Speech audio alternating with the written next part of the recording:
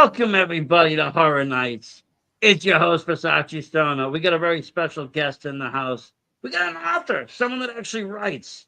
Um, Mr. Anthony M. Caro, welcome to the show. Thank you. Thank you for having me on. It's great to be here. You're with You somebody on know, the East Coast. well, yeah, I mean, we were talking a little bit before. I mean, I'm guessing you're from out this area originally? Oh geez, I did this. I was born in Philadelphia. I spent a lot of time. Philadelphia and then Jersey's here. So you go back and forth, back and forth, back and forth, back and forth. And then you go up to North Jersey and into New York. I lived in New York for like 7 years. I had a New York shirt, but I didn't want to wear it because Well, yeah, you have to go to Jersey and Philly anyway, just so somebody can fill your car up. I would do it in Delaware. I would stay out of There you go. Philly. That's even better. But we talked, and like I said, I threw some feelers out there. Your name came up.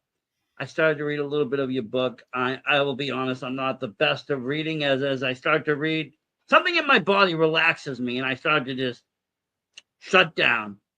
Yeah. So then I gotta I reread everything and reread it. I've tried every kind of book. So what I end up doing is, when I like it about it is, you sent it to me via Audible. I'll let it read to me. And Hmm. this way, my brain doesn't think I'm relaxing, and I can just enjoy it. Cool. Mhm. But how long have you been writing for? Wow.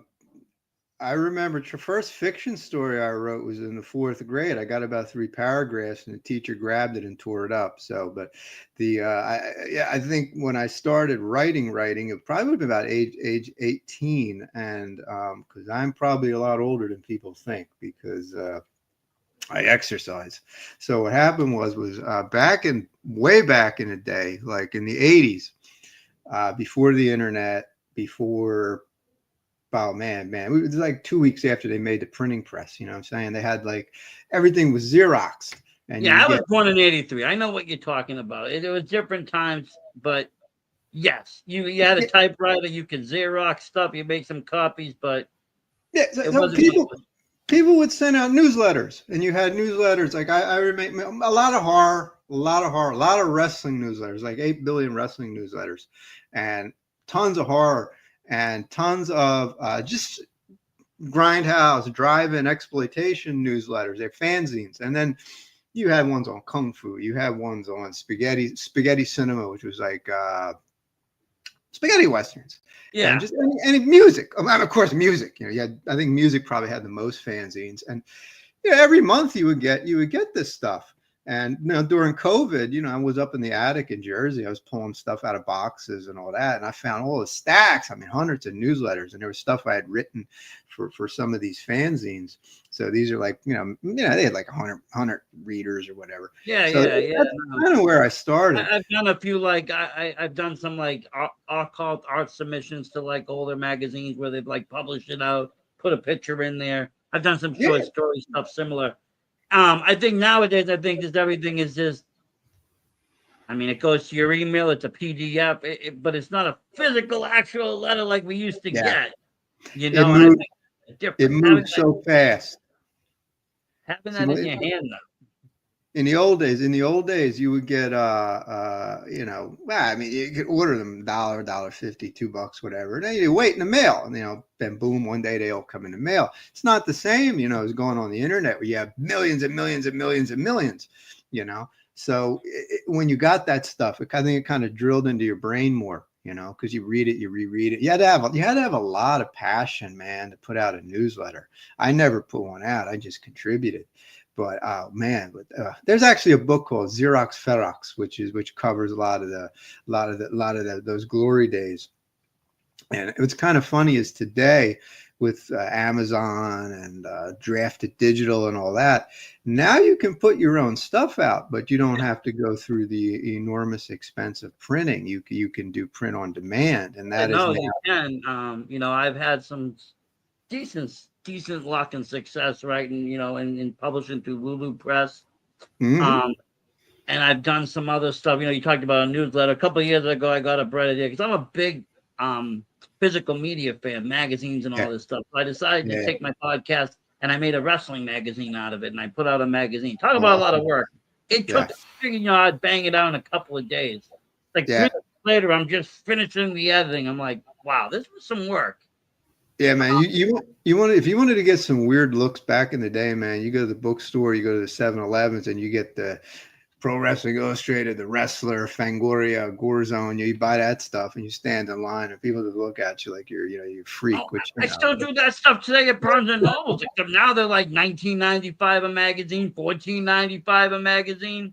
yeah, there are some fantastic magazines that are still being made today, but they're Like I said, I went today. I picked up the latest oh, there you issue, go.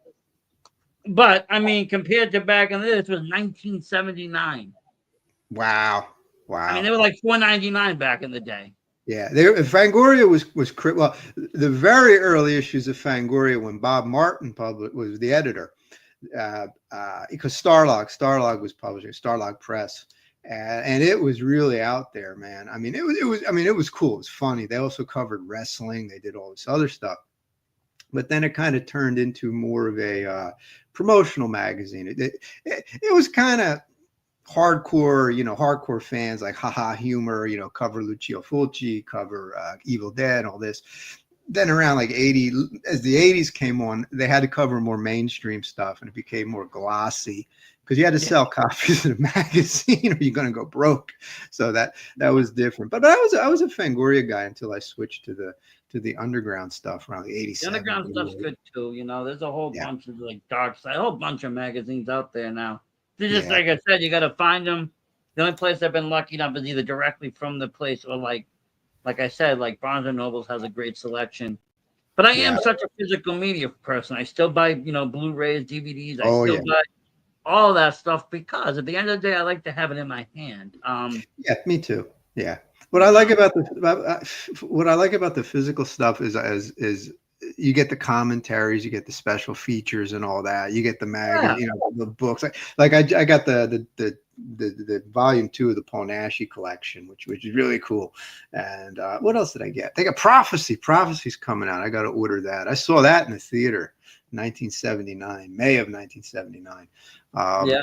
I liked it. I was scared, but in the past 50 years, it has a reputation of being like an incredibly stupid movie. And I'm like, stupid. It was scary when I saw it. I guess I'll watch it again. It'll probably be stupid. No, today here being the date, I had to pull out the box set and watch them all being Jason's birthday. But I mean, they like I said, they got great things you can watch now with like great features.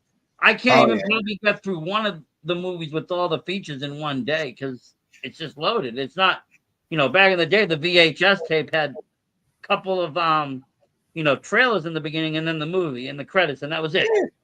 Yeah. Now you got The- more on the other side of the film than you do actually the movie. Yeah, well, you're getting 3 times. You're getting the movie. You're getting the commentary. You're getting this. I mean, if the thing costs $20, you get it's almost like getting 3 things for $20. You know what I'm saying? So it's If like you think about it, it's kind of funny because back in the day, VHS and some of them were like $50, and we were just yeah, well, we paid for $89. it like it was nothing. Yes, sure, we wanted on home Platoon, video. Platoon was $90. It was extortion. They extorted the video stores to carry it. $90. Big. I saw the first, not the first Friday. I remember the TV commercials for the first Friday the 13th movie. But I saw part 5 in the theater. That was the first one I saw in the theater. It was sold out. And it was a rundown theater. No, I shouldn't say run. It wasn't, excuse me, not the most aesthetically pleasing theater, but not within the top 5 or top 6 of the really rundown theaters in the Philly area that I used to frequent, which was that was an experience. But yeah, you had whack jobs. I mean, you had some characters in the damn theater, especially in Philly in those days. But one other thing I might complain about the Blu-rays on the Friday the 13th, and I don't know if Paramount's full of shit or if they're telling the truth, but the cut footage they claim is lost. I know with part 2 it was lost. They found one copy on VHS with the cut scenes. Like my bloody Valentine, the 14 minutes was cut and it was lost. And if you watch the footage, it's awful because it was just they found like a print that was like in somebody's basement or whatever. But there was a lot of stuff cut from like several of those movies to avoid the old, the X rating for violence. But it's lost, and maybe one day It's it'll a come. shame because I'm all for just yes, I like my I get it. You have to have a rating for going to the theaters and rating for TV, but in today's age now, fast forward, no one's really watching a horror movie on TV. Nobody's really watching. They go into theaters, but still, right now, your mainstream is people streaming it, buying it at home, or watching it at home. And at that point, you can get an unrated version of a video out because people are in their house. You Um, know, it's the stuff you see on Walking Dead. I mean, that would have been a no go. You would have got it. You would have been unrated. In the theaters would have been unrated. You would not have been allowed to do that. You're allowed to do it. You just nobody would put well, stuff yeah, I mean, if you unrated. think about the films that were really like pioneered stuff that like I'm a big Cannibal Holocaust fan. I'm a really big fan of that movie. I think it was really good for what they did for being a found footage film, the way they filmed it. First And all found the footage. movies that kind of inspired from that kind of little Italian cannibal war there. Yeah, yeah. But Cannibal it Cannibal had all Holocaust. sorts of problems. Yeah, Cannibal Holocaust. I mean, Pete Chiarella, he mentioned that when Cannibal Holocaust hit New York, it lasted 2 weeks, never came back. And he mentioned that it played in Jersey for 3 days, and they yanked the film. It never came back. And I was walking down the street in Beverly Hills, and they got movie theaters, revival theaters, and I think it was Wilshire Boulevard. And I look up and they're playing Cannibal Holocaust in Beverly Hills in 2020, whatever, and I'm like, I couldn't believe it, Well, that, now these that, movies, you know what? I think now the world's like, you know what? These movies are what they are, but it's still cinema, okay? yeah. We've had movies out there now like I Spit on Your Grave and all these horrible other movies like Hostel, where you see these atrocities that before would have been, nixed right off the bat. These movies would have been banned. In You the know? 80s, in the Yeah, 80s, but and now today, 85 and beyond, not in the 70s. no, 70s '70s was was wild. The Wild West. exploitation for '70s was great. '80s came around, they tried to clean it up. Yeah. You had the Just Say No going around too. Everybody's trying to clean up the whole country. Let's start with the TV. A You know, lot of it was that the MPA was slapping X ratings on. Well, they were always slapped that they were always slapping X ratings for violence. see, But I would have been bummed as a kid. If as a kid, we only thought of X as one thing. It had to have nudity or sex or be almost like bare porn video. Like it had to have explicit sex, or to us, it wasn't X rated. that was not the original purpose of the X rating. That's what. No, it wasn't. I found that out later that it was more for the violent end of it and what would be No, considered extreme violence. No? Was I even just younger? no, it just was adult. It just was a rating system. Like you had G, and then you had, if I recall correctly, GP, which was the precursor to PG. Then you had M. M was kind of like the precursor to PG-13, I believe, and then they got rid of it, merged it with PG. Then you had R, which is no one under 17, and then you had X, no one under R, no one under 17 without accompaniment. X was no one under 17, Going and on the at 17 Midnight and Cowboy got an X rating because it was, just no kids for this movie. But what happened was, I think it was David Friedman was doing, because the pornography industry did not submit their movies to the MPAA. I mean, what the hell for? They just released them unrated. You didn't yeah, have. no, but I'm just talking about heavy nudity in general. Well, what happened? Something a little bit more than a Friday the 13th, a little bit more than a slash. I figured as a kid, when I'm 5 or 6, that would be an X movie for me. Well, Friedman, I believe it was Friedman. What happened was he started using it as a marketing gimmick. He said, I think he was the first guy to come up with triple X, and he put that in his marketing. And what happened with that was it created an impression that the X rating was purely pornography. So it basically killed that rating until NC-17. It took him about 20 years to say, you know what, just just give the damn rating a different name, so they changed it to NC-17 or NC-17. unrated or something Yeah. else. So, but Oh, that's that's, the I didn't actually know that, but I mean, I found out later that it really wasn't, about the porn. But as a kid, you said, "Oh, actually, oh, that's rated X. Oh, that's going to be something really good," because yeah. it was forbidden. You couldn't even get behind those doors at the video store unless you were 17. Where I, those had a movies, video, I remember the Philly video stores out that when you walked into the horror section, it was like because I mean, I'm not even going to describe it, but the most disgusting video cover, the most disgusting video cover in human history was the cover for H.G. Lewis's "Color Me Blood Red." yep, yes. And And it was so you have the front. I actually have the movie, and you have the front painted. And it's funny you say that. It's one of the first videos because of the cover itself. That mhm. was like, I need to rent this, and it was Exactly, that was the whole plan. Exploitation. and it The was ground. really funny because my dad, he allowed me to watch horror movies. Hmm. So he told the movie theater, I don't want them obviously in the X section because there was a porn section, Hmm. behind there. Dog, I never been in there, but he was like, he can rent any of the horror section. So Yeah. I would Yeah. always go to the horror and just hang out. Sometimes I would, sneak under the little doorway and see what was in the other room.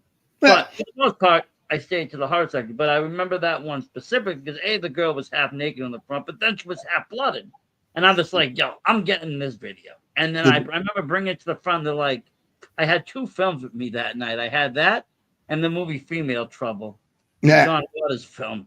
And I remember the guy just looking at me, and I must have been about, like 10. The guy's looking at me, you sure your dad doesn't have a problem with you in these films? And I'm like, no.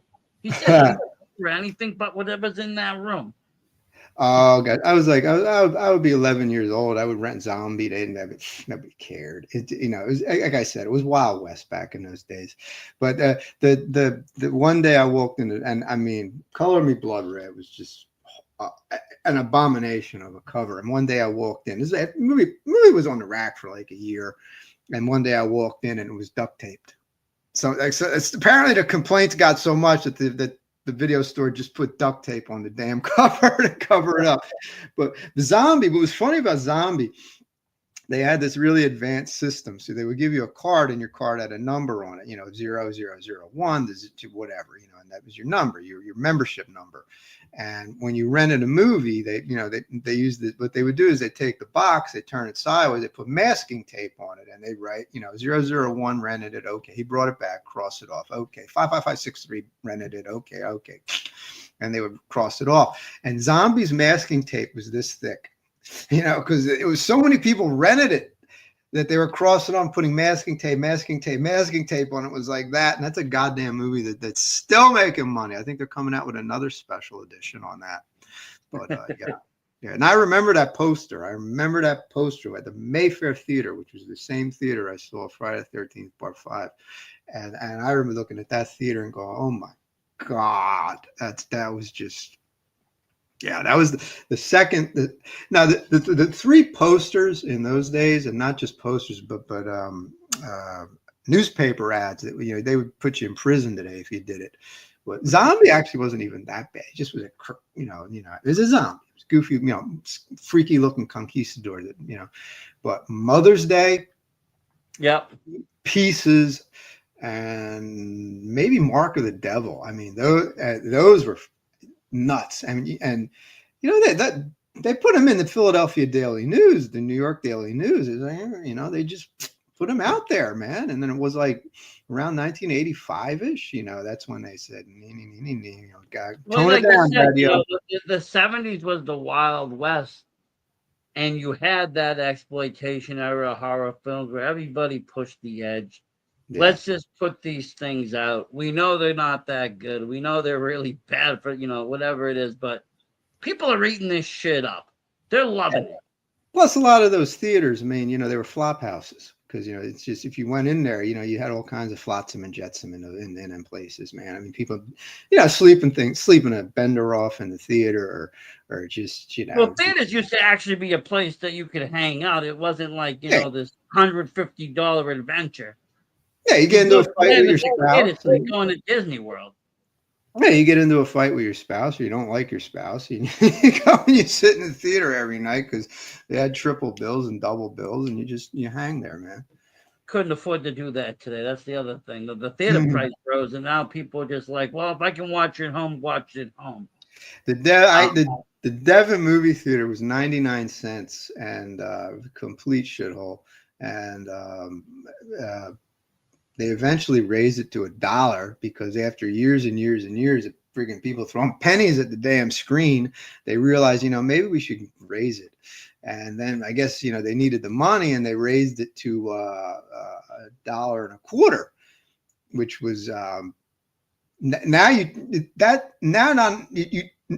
you're giving them 3/4 change. So you traded in a penny. Now you got now they got hydrogen bombs, man. Now they're throwing that shit across the theater, Because yeah, the other thing was the food fights in the theater with the little kids, the little bastards. What they would do is they would get the juju beans and they'd throw the juju beans at the screen, or they throw, or if you were in like 7th grade and you sat in the back and some kid in the 7th grade you didn't like was in the middle, or worse, he was in the front. They would they throw it at him, but and it's not like these are Major League Baseball players, because you throw a handful of cluster bomb juju beans, maybe one of them will hit the kid, and the other 99 are going to be raining down on people in the middle. That's when you get all the all the crazy. It's funny because my kitty, that normally doesn't happen. My kitty, we I have a son, he's 6. We go see some movies in theater, some we watch at home. But he wanted to see Minecraft, so I went to go see Minecraft. I'm a fan of the game. I was like, cool, let's go. All of a sudden, halfway through, I'm feeling like wetness. I'm feeling other shit hitting. I'm like, what's going on here? They got leaky ceiling or something. Then another scene. All of a sudden, I see all this food and shit come at me. I look behind me. It's just all kids. I'm like, okay, now I see. I haven't seen this in about 20 years. And, not about 3 minutes later, there was attendance coming in. But I'm like, back in the day, people did that. It was just part Yeah, of it. You'd go I to the think. theater, mess around, throw popcorn at people. Oh yeah, yeah, yeah. Kids would People go don't there, believe it. for the day or just be dropped off. And That's also a very East Coast thing. I don't think that type of stuff went on in California. I don't think it went on in Alabama, but definitely in the Northeast, they were very rowdy. still are Um, rowdy. Um, I mean, some of the stuff. I mean, I didn't even tell the stories because people call me. They won't believe them.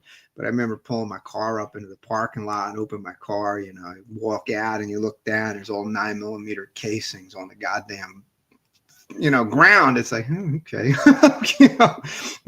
But I Depending on mean, what city you're in, depending on where you yeah, were, 80s and 90s was a very rough time. yeah. No You're cell phones. talking Philly, you're talking Jersey, you're talking New York. You're talking in those areas. A lot of it was still organized crime ran. Yeah. I mean, sometimes you would get every once in a while, you could get a lot of yapping, people arguing in the theater. It didn't get physical. I don't think I ever saw it. Yeah, it did get physical a couple times in the theater, but you would get a lot of in the parking lot. I've seen a lot of fights in the parking lot you would carry out over there. Well, people could fight back then in the parking lot. Even at a bar, if things got rowdy, people would go out and fight. yeah, Nowadays, before there's a fight, there's already the cops are there. Everybody's arrested. Everybody's going away. It's like, but the evidence, it's you got the cell phone. I mean, now this you got to behave a yeah. little more. Now Well, that's that's the all. thing. There's cameras everywhere on you, so a lot of people, these things don't happen. Which, if I'm you think killing my about it book now, sale. they happen, or you would see them quite frequently. I remember seeing a lot of people get into scuffles, even if it wasn't full fights. They would at least push or shove each other, and Yeah, somebody would back off and walk away. yeah. It You was, don't it even was see that because, again, somebody's got a camera, like you said, or there's some kind of a dash cam or something on yeah. eyes. There's all these eyes on you. Yeah. I'm Now, killing my book sales with all these stories. I think I'm scared. well, I mean, you got to I'm get not going to inspiration support from this too. somewhere, right? Um, No, I love. I just like to rant about that because that's it's you had to be there, man. It was a different time. It was a different place. It was a different culture, and It you it was, I try to teach that to my son, while you might not be able to do all these things, the world was a different place. These kinds of things would exist. if you Humor are, was considered different, movies were considered different, what was considered acceptable was everything was just totally different. oh You know, yeah, I watched nobody it. yells at the screen anymore. I remember, no one yells at the screen. They don't throw things at the screen. Thank You God. can't. You want to pay for the screen? You want to own that screen? They'll, they'll, they'll sue you nowadays. They'll take you to court for you damaged our $10,000 screen. I saw one of the greatest movies ever made, Death Wish 3. I saw it in a theater in South Philly, and I've mentioned this a bajillion times on other podcasts. It was a rundown theater, South Philly. The screen, if I recall correctly, was duct taped because I think there was a hole or something or whatever, and they just took duct tape and they patched the screen together or whatever the frig it was, or maybe they just painted it. I don't know. But that was sold out. That was another one. That nobody got stupid, but they were rowdy and they were like clapping, cheering, going crazy, yelling at the screen. And they were just like they treated Bronson like like he was a football hero, man. I mean, they were you just don't see that anymore. But I do recommend if you go to Los Angeles, please go to a revival theater. You'll get to see movies that you'll see them in 35 millimeter. You see them projected. There's a lot of great theaters over there. And if I gave you a list of some of the movies I saw, it would stun you because you're talking 7, 8. It was almost like old school 42nd Street almost, where you had like 21 movies, different movies coming in a week. And I remember and some of the movies I would go to New Beverly, and it's a lot of film students, a lot of film people. And whenever they had like, I think it was like one was Old New York Night, and they had a double feature, Ms. 45, and oh my God, I can't, Night of the Juggler. And those movies just, they just Yeah, it's like stunned. they're not your common film. It's not the common things that normally people rerun at theaters. They always get bigger names or harder, big But names. the audience just gets a lot of the kids, especially, they just sit there like this in shock because they can't believe what they're watching. Like I saw Vice Squad on the big screen. I had already seen Vice Squad like twice, but I got to go. I'm not going to go see the movie. I'm going to go see there and see how the audience reacts. And then, yeah, You got a whole different generation of people here. Like I said, some of these movies, the comedy, the humor was very different. I just saw it today or yesterday that they're announcing Spaceballs 2. yeah. If you go back to the first one, you think of Mel Brooks's movies. Those movies wouldn't fly today. I mean, I don't think that Blazing Saddles would have been as popular today as it was then. Yes, it would. Yes, it would. You Here's think the thing. so? Yeah, because everybody who watches it loves it. Who watches Blazing Saddles and doesn't like it? Because the movie's funny. What it is it's not like all these people don't want to see it. It's like this amount of people want to stir shit up, and that's what because they get offended and. Unfortunately, I think those get the loudest voice on the internet, though. That's the problem. We got the internet today, which you didn't have back then. You had critics, yes, movie critics. But if Siskel and Ebert didn't like your film, so what? It's You waited for it corporate. to hit home video, and then you made your money. Most It's horror films were flops in theaters, and they made their money after the fact on a VHS. it's corporate, like Zombie and I Drink Your Blood and all that. That was the Jerry Gross organization. Jerry Gross didn't care. He was an exploitation filmmaker. Same with Independent International. But today, Netflix, this, that, they're publicly traded companies, which means they have to deal with PR and they have shareholders, and then they're intertwined. So if they book a horror movie or this or that, they got all these people they got to answer to, and they got advertisers and this and that, and they don't want to deal with it. It's easier just to say, no, we don't want to deal with that. But I mean, it depends. Like Amazon Prime carried Terrifier 2. I mean, it's like, Yeah. which is probably, one of the, more grotesque movies you're going to see. But I saw Terrifier, the first one, re-release. I saw it in Beverly Hills in a theater. And it was kind of funny because for Beverly Hills, this theater was the shits. I mean, it was beat up. Theaters get beat up because they don't sell as many tickets. That's what happened. Like people, it's not like somebody said, let's make a grindhouse. Let's design a shitty theater. No, theater started out nice, and then people stopped going. And when they stop going, you only have enough money to pay for the electricity. You're not gonna paint the wall. You're not gonna put new seats in. You're not gonna do this. So the theater goes into Just decline. starts to naturally decay. And then it just because it goes into decline, it starts attracting dudes who want to bring the wine bottle into the theater, or their beer can into the theater, and then then you get a rowdy crowd. Well, if you're desperate for sales, you're going to let anybody come in and people just staying all day. And then it all of a sudden, like you said, a rowdy crowd, people start drinking and shit. Yeah. Yeah, they buy a ticket at 10 a.m. They stay till 10 p.m. It's good. We don't got many theaters like that. We got these ones that come in and then like 10 minutes after the movie, the attendant comes in and makes sure there's nobody in that theater. If you're in there, they're escorting you out. With good reason. Well, yeah. I mean, like I said, things have changed now. You can't get away with that. You want to stay, they'll be like, it's another $25 and the next movie starts in 30 minutes. Go wait in the lobby. And it'll be $20 for every hour and a half you want to stay. Yeah, they clean up after each movie, which is hysterical. I think some of these theaters, they cleaned up once a week.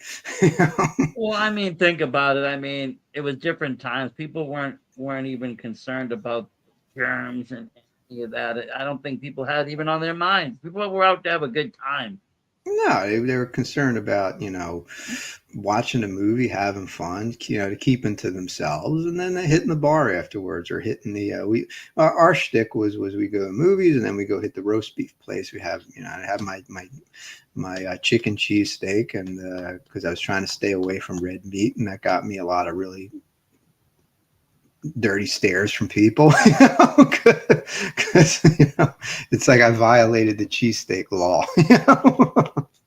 But now they sell them all over Jersey. Mike's got them everywhere. The Philly chicken. Fuck Jersey Mike. I don't like them either, but I'm saying they do have them.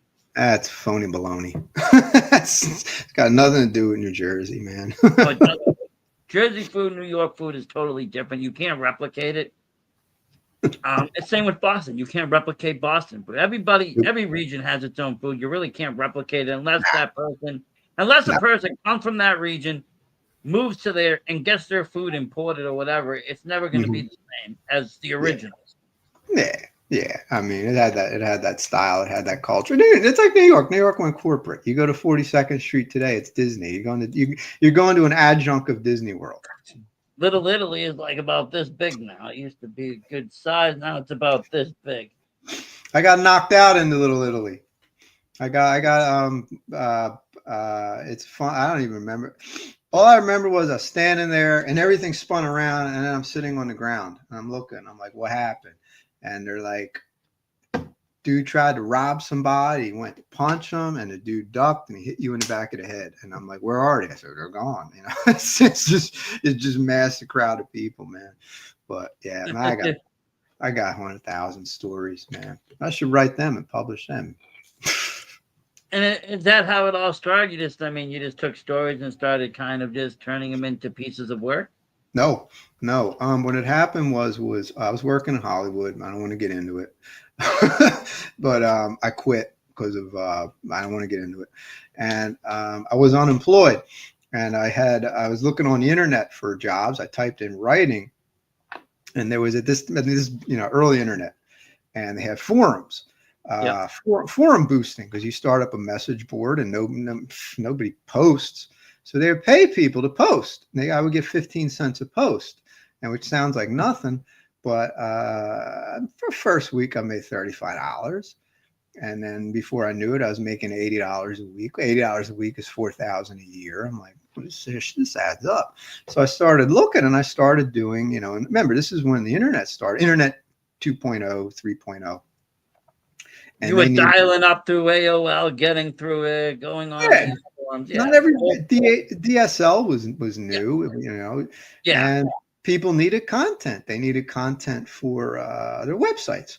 So I had a writing background. I was working in screenplay development, which, you know, for those who when you say I worked in film development, they think you're in a lab developing film. It's you know, it's that would be story uh, um, finding screenplays, reading spec screenplays, reading books, looking up life stories, and trying to turn them into screenplays, or not even just procuring the rights to it and selling it off to another studio. That's why you see when you go to movies, you see produced by, or a ABC company in association with a 123 company in association with a ZY Day company, because these are all the dudes in the chain who at one point owned the rights to this or were involved with it in some, in some way. Yeah, so like I mean, if I write a short story that's really good, right, Mm-hmm. and you're a screenwriter, you take it and you're like, this would make a Producer, this would producer, make a producer. great 8-second film, and Yeah, then you make it happen, but then somebody sees that and it's like, this would make a great 20-minute film, and all of a sudden it's a fully produced. You got like a chain. yeah. Be careful with people who want to option a screenplay to write it. You know, like a screenwriter. A screenwriter is not a producer. A producer will move if he's legitimate, can move your stuff. So what happens is like, let's say I went to you. I don't have any money. I'm broke. I say, but I like your story. So what I do is I say to you, I say, I'm going to option this. Normally, when you option something, you say it's a year. I give you $1,000. I have the rights to it for a year. And if I sell it, you're going to get 30%. I'm going to get 70% or whatever deal you work. Whatever the deal is, similar to like how music beats and other people work. Yeah. You can kind of get these things. Yeah. Now, I can't make the movie. I can't make the movie. But if I have the rights to it, I can then sell it to somebody else, and that person could turn around. So my option has now been our option has now been transferred to somebody else. Now they go and they transfer it. And let's say the fourth person is Warner Brothers, and Warner Brothers comes in and gives you $1 million, and now we all split the money up. You know what I'm saying? Yeah. You get, I mean, I guess that's the idea, to try to get that movie into the biggest hands as possible. Yeah. Yeah, or even if you get it, it depends on the film. You know, Well, what you wanted to do with it, but I mean, I mean, that would be a good plan. But then like you said, you see everybody's name and their mom and the credits that got into it from the very get go. Yeah, if you have anything to do with getting a movie made, you are a producer of some degree. You know, I've made a comeback of sorts because I'm starting to get back involved with independent films. So that's why I think the last maybe like 7 or 8 films on IMDb, working with independent horror, independent science fiction, action. You know, stuff that I like. I got a bunch of scripts that I've written over the last years, and I want to take some of them and turn them into short films. Take them, put them onto film, put them together, and just see if they're good or not. Nothing to lose. I look at these things as nothing to lose. I'm not, it's just a vanity project, something fun. What makes it more accessible today is like it's not that expensive. You don't need to get a 16 millimeter camera, and you don't need a 16 millimeter film stock, which is awesome. I love it. I think stuff's great. But then you got to hire somebody who knows how to use that goddamn camera, so that you don't, at the end of the day, find out you just blew 8 hours because this film scratched or it's overexposed or whatever. And then you got to get a lighting person. Not that you don't need these people, but if you can take an iPhone and put the lens attachment on the iPhone, and then run the footage through something that can make it look like 16 millimeter or color corrected or whatever, it's a lot more accessible. But that the flow with that is the market gets glutted, which is kind of what I have to deal with, and what every other independent author has to deal with. But no, let me circle back. So I had became a content writer / public relations writer / freelance writer for hire, but it was marketing. I was a marketing publicity guy for the last 15, nearly 20 years. Yep. And during COVID, but my passion was also writing nonfiction. I started writing a lot of speculative nonfiction for like horrornews.net, for magazines like Mad Scientist and things like that. And when COVID hit, I by that point, I think I might have had 200 or so nonfiction pieces done over the years. And I wanted to go back to doing fiction. And I sat down, I wrote a couple fiction things that, they weren't bad, but I knew in my heart of hearts, they weren't necessarily working. But I came up with an idea that I wanted to flesh out. And I moved, I'm jumping ahead, but I was in New Jersey. I was living in New Jersey at the time. And I had this idea. And previously, before I moved to New Jersey, I was in the Philadelphia area. And when I went to Los Angeles, Amazon had a serialized platform. And I was like, wow, that's cool, because now I can publish, a chapter, and practice. I'll basically practice. Still professional work. What I mean by practice is instead of writing an entire novel, maybe it's the editing. It's hard to tackle a 200, for me anyway. It was hard to tackle a 200-page book, a 100,000, 40,000 word piece. Yeah. So I said, let me write something smaller, and let me put it on the serialized platform. So I was living on Hollywood Boulevard. And Hollywood Boulevard is a little weird. Hollywood Boulevard was like 42nd Street in the 70s. It was really run down. Today, it's not as run down, but Hollywood Boulevard is still sketchy in some ways. So I would go to, I think they closed down. It was called the Snow White, which was a cheapy beer, hamburger, or pizza place on 6700 block or whatever, Hollywood Boulevard. Yeah. And you would get sketchy dudes coming in and out of this place because it's cheap. When something's cheap, you're going to get the sketchy dudes. Yeah, yeah, you're going to get people that just blown all their money at the bar and all this shit, and everybody's just walking and wandering. Cheap eats is cheap eats. So I'd look out the window at the people, and I was thinking of like looking out the window in Philly when I used to work MMA gym in a again, I don't want to get too crazy, but because people start calling you a bullshit artist, but do they? Why? Because they don't believe it. They don't believe it. Well, why won't they believe it? Like, why don't they believe it? If I'm asking you a question, why would you? And just in my opinion, I've interviewed a lot of people, mostly pro wrestlers, like I've said. Some of them on TV, some of them not. Because they wouldn't come on my show lying to me. Because they've never seen it. They've never seen people. They've never seen what I saw. They couldn't imagine it. Yeah, but you're talking about places and run down joints and stuff. I mean, not for nothing, but if you sit, people were killed.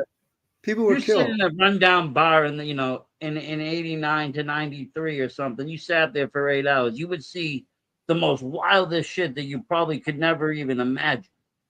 And the only reason why people don't see it is because nobody has cell phones to record it.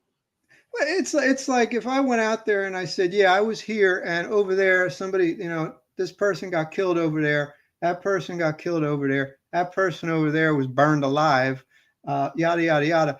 They'll say, oh, you're full of shit. And I would say, go pick up the newspaper. That stuff happens on the news. We see that. Yeah, it's in the news. It was in the newspaper. I'm not making it up. I was not involved. I was but like you said, you're talking about hanging out in certain places. Those places are going to track certain things that you're going to see, certain things that other people ain't going to see unless you're there. When you're there hours and hours a week, and you got, it's a heavy drug area, it's a heavy prostitution area. And a lot of it, is not really combat zone in Boston. I mean, we doesn't make the news. But you know, there were several high-profile violent crimes that made the news in Philadelphia that happened in that area. There was a young girl, a very young girl. I mean, young as in like 10 years old, was shot in the head with a stray bullet. And it was a 25 caliber, which, you know, the distance it hit her in the head, it didn't kill her because I guess the velocity. It was either the velocity must have whatever that's not a long range weapon. You know, it's a shitty No, gun. but you also, I mean, we're talking about also the time where there was still, active serial killers on all those stories of that, Yeah, they would have posters I wanted for rape. This is what the guy looks like, you know, and they would And hang this the drawings, you know, they'd I hang them remember, up. I mean, I was, I was born in '83, but I mean, growing up as a kid, you walk into a post office or someplace, they'd have, all these criminals I hanging mean, up. Have you seen? Have you seen? yeah, so I would be in the neighborhood, and I was just doing my job. I was working in a MMA gym, and I lived not that far from there, and it was pretty wild, and you had a lot of drugs, a lot of meth, a lot of crack. So you're going to see a lot of crazy stuff. You know, even if I minded my own business, I avoided it. Sometimes it comes to your door and you have to, you know, address it. But none of this stuff I mean, if I wanted to bring, you know, witnesses on the witness stand and say, you know, did this happen? I can bring 100 freaking people, you Yeah. know. But again, what some yo-yo, you know, never saw this type of stuff before, not familiar with it, would say, I full of shit. That never happened. So I don't get into it too much, but you know, it sticks in your head. And when I went to, you know, I was in, you know, Hollywood Boulevard, uh, um, you saw sketchiness. I did not think that it reached the level of Philadelphia. It didn't reach the level of New York. Uh, No, but I mean, you're talking. I it mean, did at one time, not today. but It there just, was parts in New York, and like I said, you're talking about '70s age. You still have organized crime running rampant. oh, 70, 80, no. Still had a No, lot of stuff going, and things were. It was different time eras. no. I'm talking only maybe 10 years ago. Oh, Philadelphia, okay. Philadelphia's crazy. Yes, Philadelphia's crazy. You're but I mean, uh, any big city, if you go down to downtown LA, you're gonna run into sketchy areas.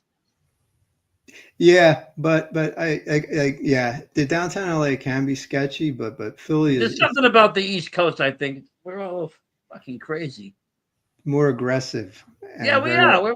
I mean, we're mouse holes out here. We don't like, on the road is like freaking twisted metal. Everybody's trying to see the last one who can survive. I gotta be careful. I don't want to insult anybody, but the difference in LA was you had the sketchy characters, and I call them the civilians, which are basically people who just want to go out there about their business and do their stuff. The difference between what I saw in a lot of LA and versus New York and Philadelphia was the bad dudes would not press on people in Philly or New York because they would get a response. In LA, you could press on a civilian; they would back off. A lot of them. Now, when I say that, I don't mean, you know, South Central LA. I ain't talking about that. I'm talking about you know, some of the more upscale areas where you know where you had like um, uh, folks who might not have been used to that kind of violence, or that kind of behavior. So I would see it. It kind of got burned into my head, and when I went to Hollywood Boulevard, and I look out the window, I watch the sketchy stuff, and you would see silly things, you know, like I mean, some of the stuff. I remember I was in New York, I think like 42nd Street or whatever, and there was a theater, one of the last grindhouses. I didn't go inside, but they had a camera capturing the street, and they had a monitor, and these two dudes decided they're going to have a kung fu fight, and they're kung fu fighting on the street, and they're doing this. They're looking because they're trying to watch themselves on camera because they decided to make a kung fu movie in public. You know, so sometimes you see Well, I nutty mean, and stuff. that's the thing. I think there's an art of people watching, But I mean, there's a whole world of a lot of things going on, and some of it's actually pretty cool. There is people out there filming stuff. There's out there people doing podcasts. There out there people express themselves, making all this content. You meet some wild ass people just sitting in a park for a day. I You don't know, want to embarrass anybody, so I won't go into too many details. But these dudes with cameras, be careful when you start poking your nose in some of these places. Because I saw a dude who was trying to pull a prank, doing a prank video, and he got a gun pulled on him. oh yeah. I mean, those kinds of things. I mean, Be careful. well, yeah. Some I mean, places. depending on what you try to do, and I always tell people, if you're filming, you got to remember it's one thing if you're filming yourself, but also, like you said, be mindful of your surroundings. If you're in the Yeah, wrong area, there's people on there that don't want to be found, don't want to yeah, be seen, don't want to be known. They don't want to be in your fucking video, and they're gonna make sure yeah. that you don't have a phone if you don't fucking listen what they're saying. Yes, if you're from the suburbs, there's some places you don't belong. Stay out of there for your own good. You know, That's true. I don't, mean, there don't be is. nosing around there. All Unless right. you know people or they're friends with people and they're like, hey, come on over. Don't be going to try to make video content, in the wrong area because bad shit will happen. Yeah, yeah. Just But that's with anything. I mean, I know people that they go to abandoned houses in woods and shit, and they got to be careful on that because those houses will collapse and they'll be fucking yeah, stranded in yeah, the yeah. woods. Yeah, I mean, it's not on. A lot of these dudes, man, they go into these abandoned buildings and things. It's like, yo, if a building's been abandoned for 30 years, or a house or whatever, it's not like they're being maintained, and it's like the roof leaks, which means you can walk down a step and then the step just collapses because rotted wood and You, you can't you don't know support what your you're weight. walking into, and Now you're what are in you a going place to do? no phone service, not in the middle of nowhere. I mean, Got a shit broken happens. rib. You're in a dark basement with a broken ankle because you just took a 10-foot spill.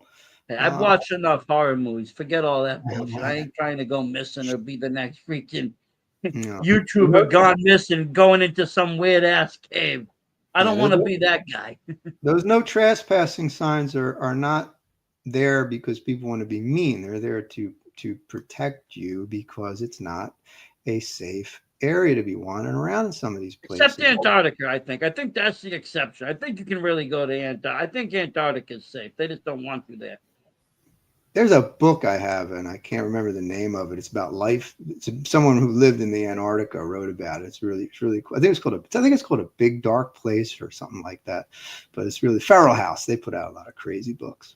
But let me get back. I got to sell some fucking books here, man. So what Well, happened yeah, was, I mean, that's the point. I mean, I brought you on because you're an author, but I mean, I have to say you're very entertaining as a person to talk to because you do come from that generation of I can talk to you and understand where you've been and what you're seeing and understand that it's not this wild, far fetched land of make believe. It's what the 80s, 90s, 2000s, 2010s were if you was in certain areas. I mean, there was areas that mass that aren't the best.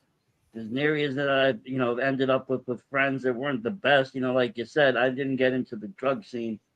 I smoke cannabis now because we can in mass, but I didn't get into the harder drug scene. But that came knocking at my door too, and I had friends on that, and you'd end up in some really fucked up places and sketchy ass alleys with, just trying to help a friend. yeah, that's when I was in LA. When I was in LA, Hollywood.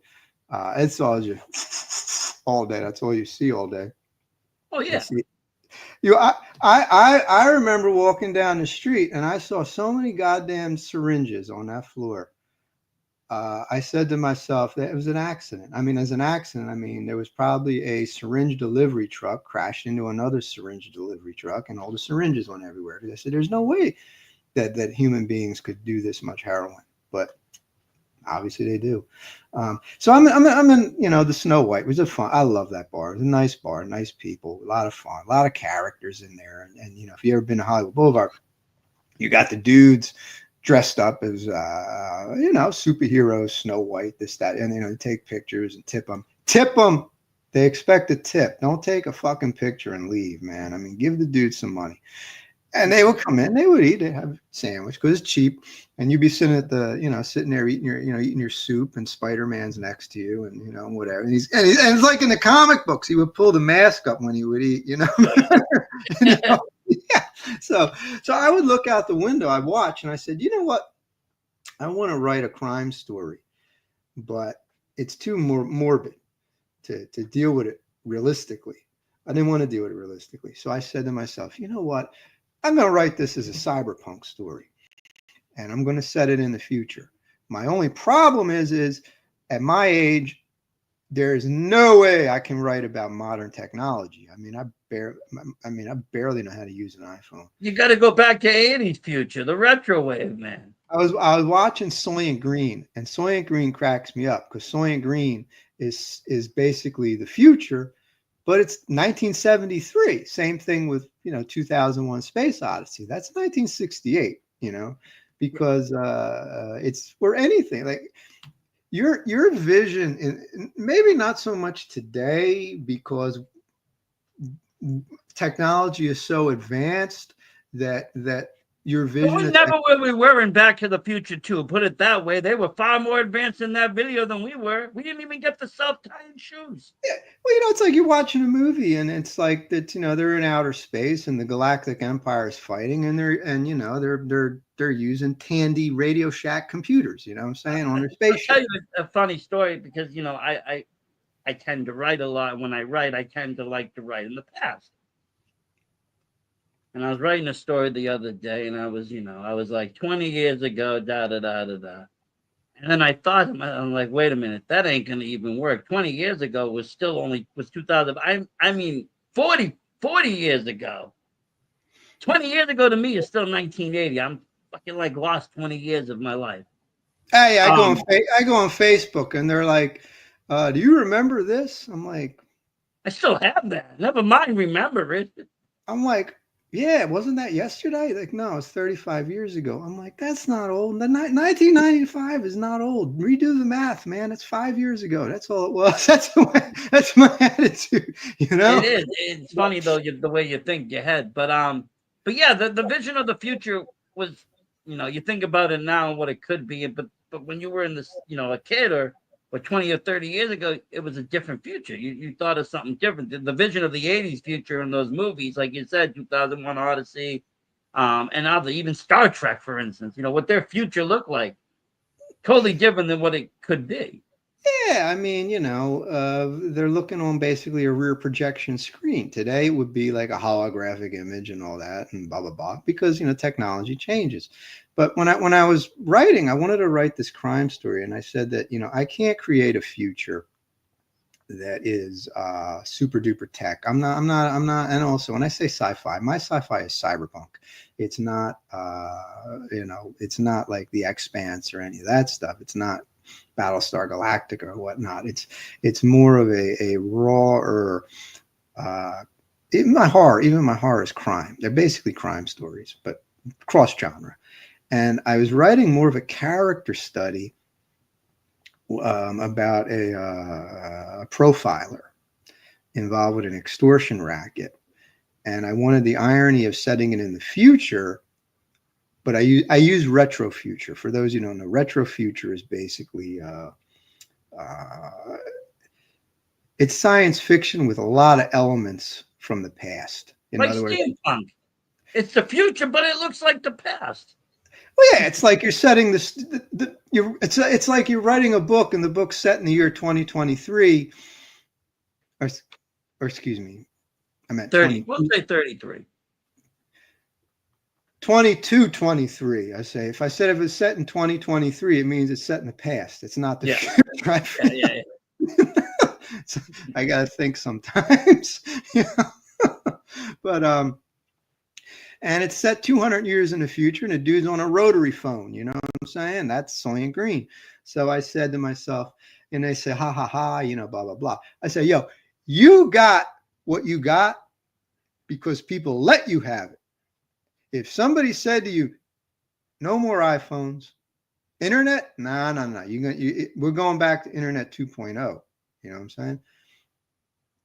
You get what we give you, and we're scaling back that technology.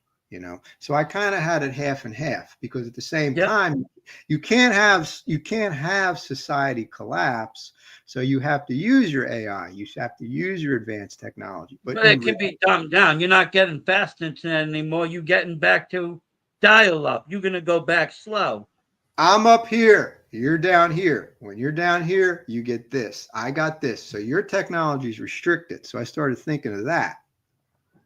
Um, and then I said to myself, I wanted to be a little ironic. I said it in a rundown hotel room, which is about as 1940s, well, maybe 1970s. So I kind of mimicked actually the 90s, because I kind of said to myself, like, what if we went so far into the future where if everything was capped around 94, where you're getting a lot of 1994 Generation X culture, like they redid the damn 70s, 80s, and 90s inside this dome, which, that dome is a cliche. The globe, the dome, the cyberpunk. A lot of cyberpunk is tropes. I shouldn't say cliches; they're tropes. If you took them out of it, it's Hey, not cyberpunk. don't. People are gonna start to think you believe in flat Earth. Yeah, it's you got to well, I mean, well, I called it globe.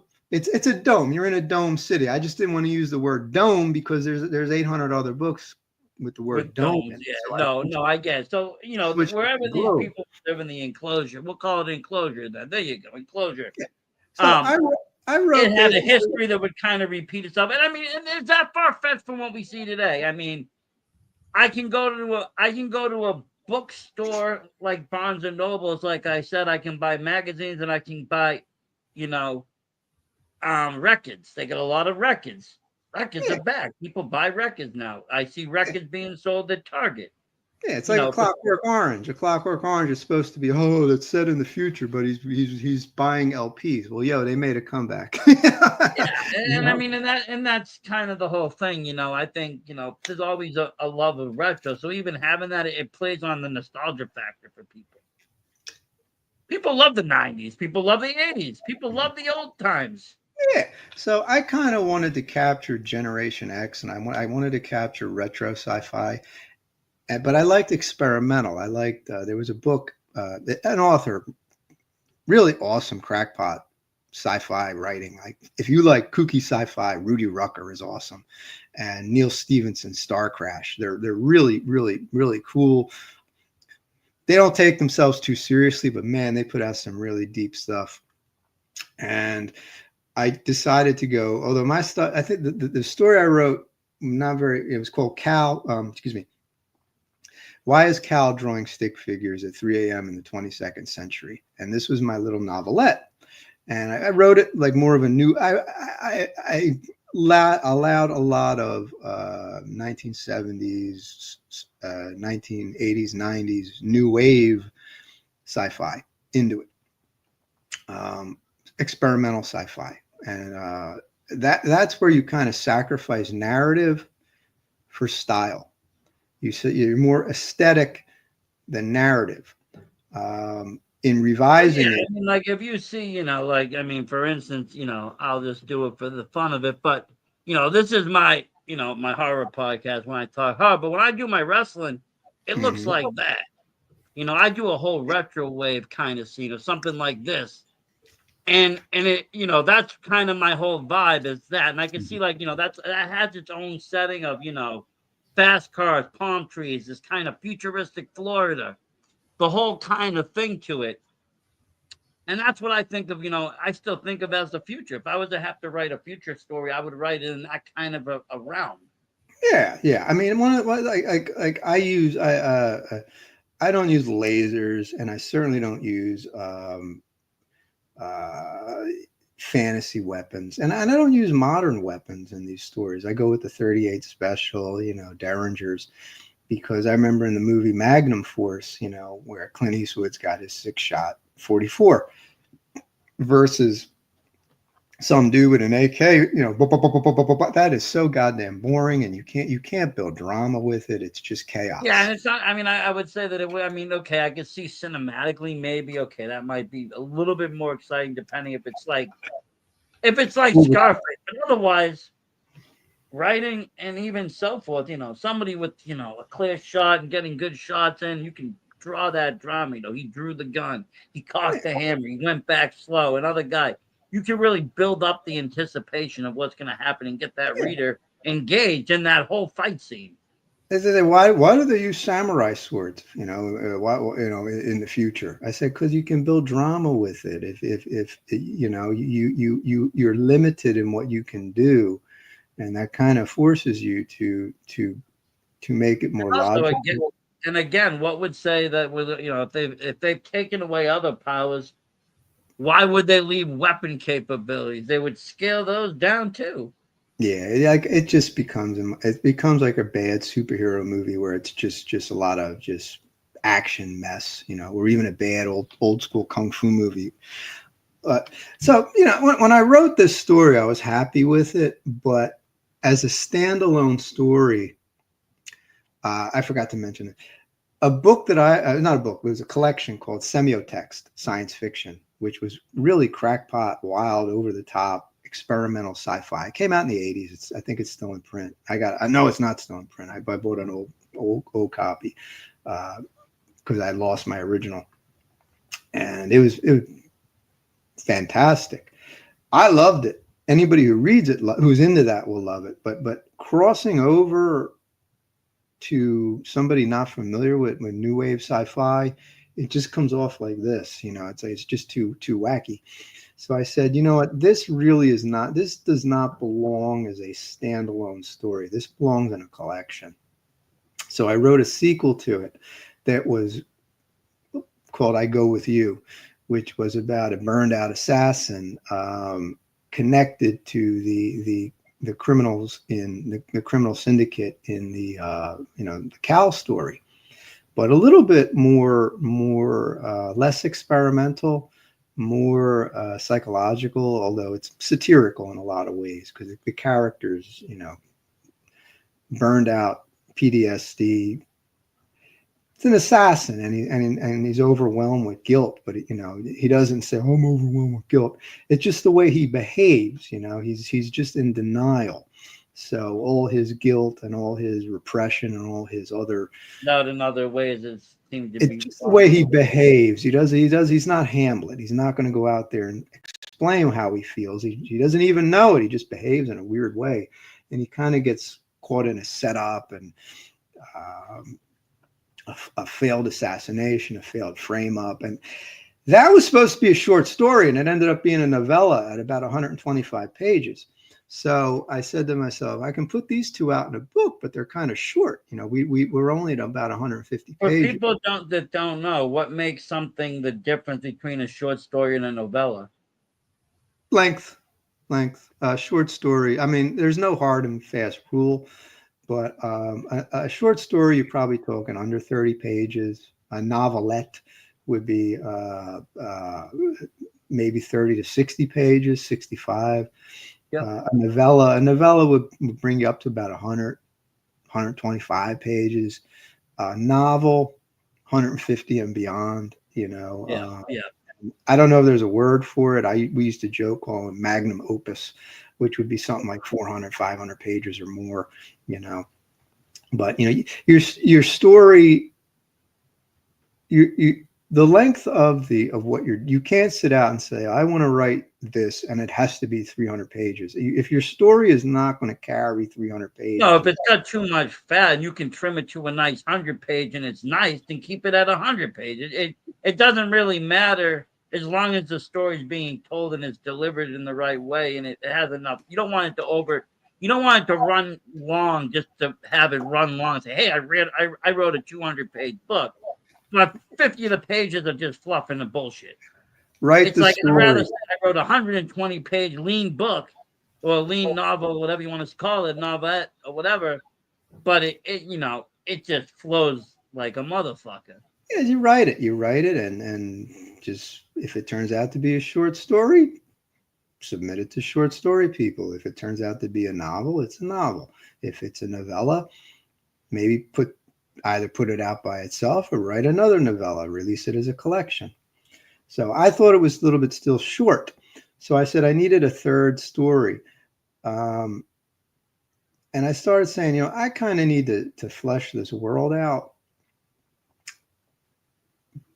but I don't necessarily have to put something in there connected to these two stories.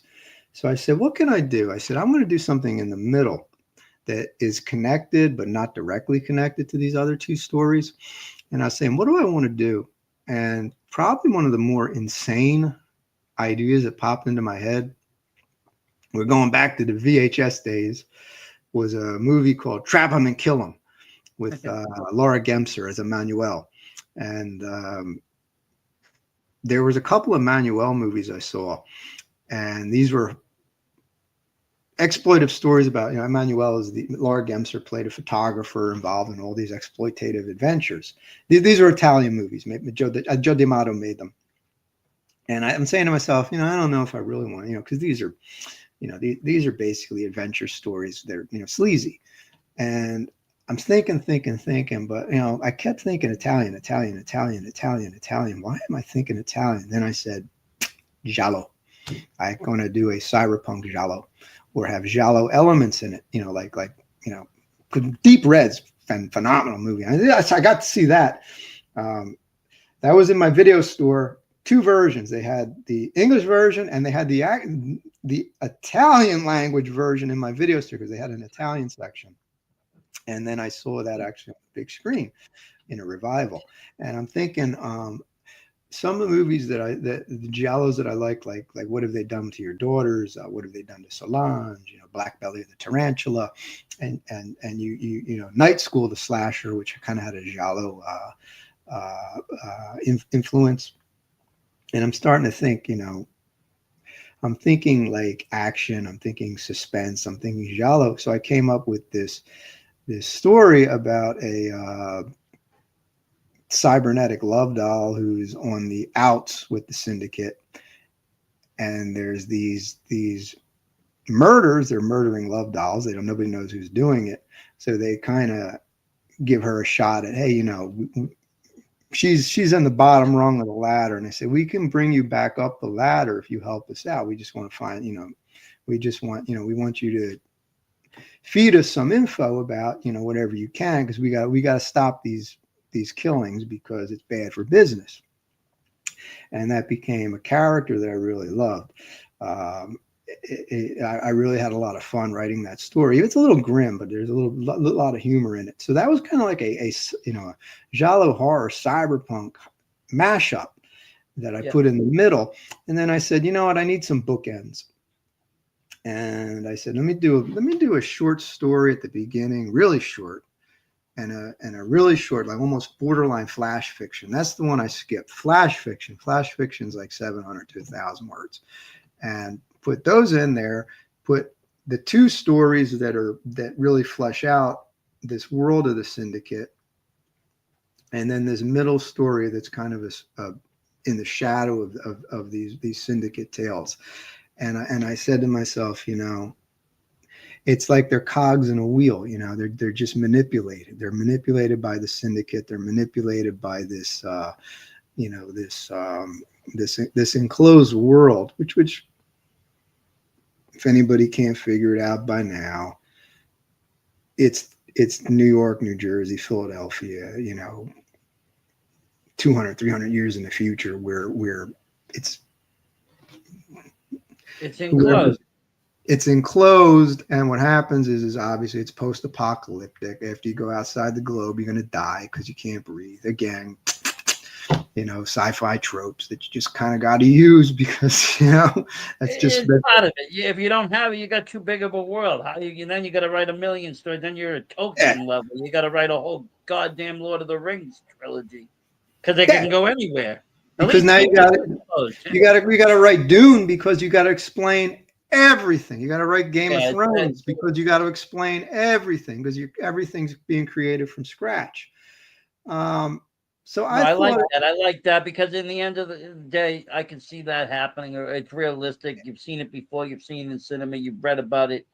You've had even conspiracists talk about it. This is how it's going to be. This is what they're going to do. This is how they're going to encamp.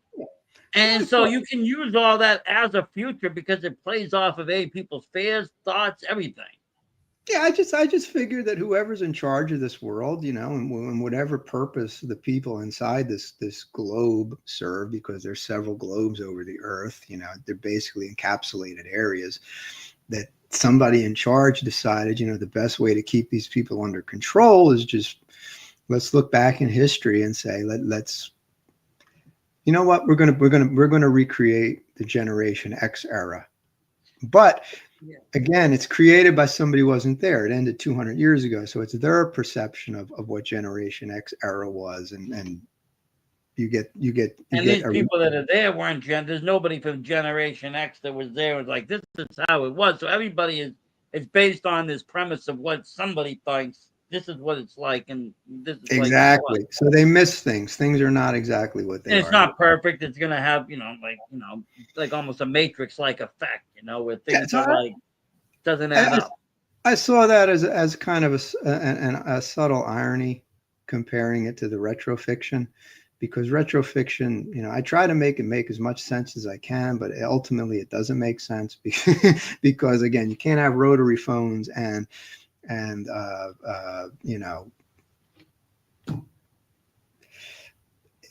But you you know can if it was a post-apocalyptic and there's no more Wi-Fi and we had some kind of bomb that wiped out all the electronics and everybody had to start from scratch.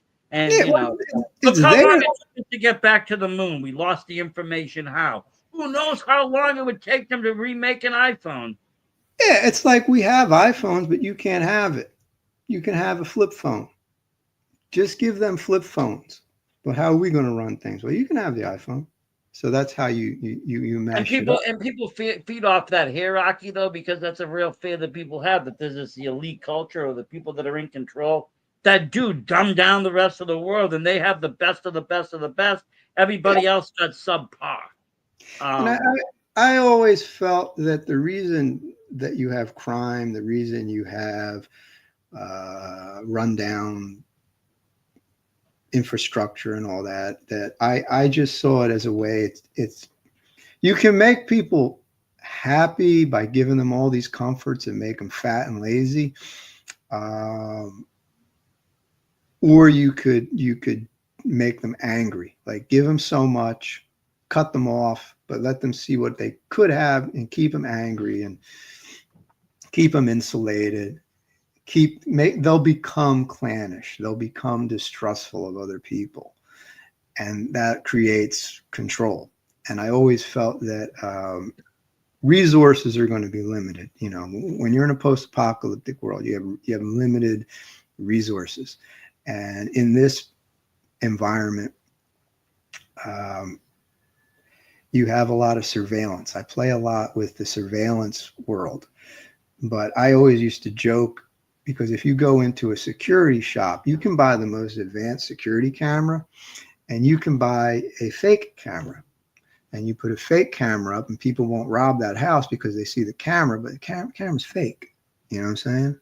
So I always thought that because they had limited resources, they would have a heavy surveillance, but they only had so much electricity. They only have so much plastic. They only have so much metal. So you can't surveil everything. You have to create a fake environment, not a fake environment. You have to create an a fake artificial fear, atmosphere. yeah. You have to create an artificial atmosphere so people can breathe. So you can't divert what limited you have.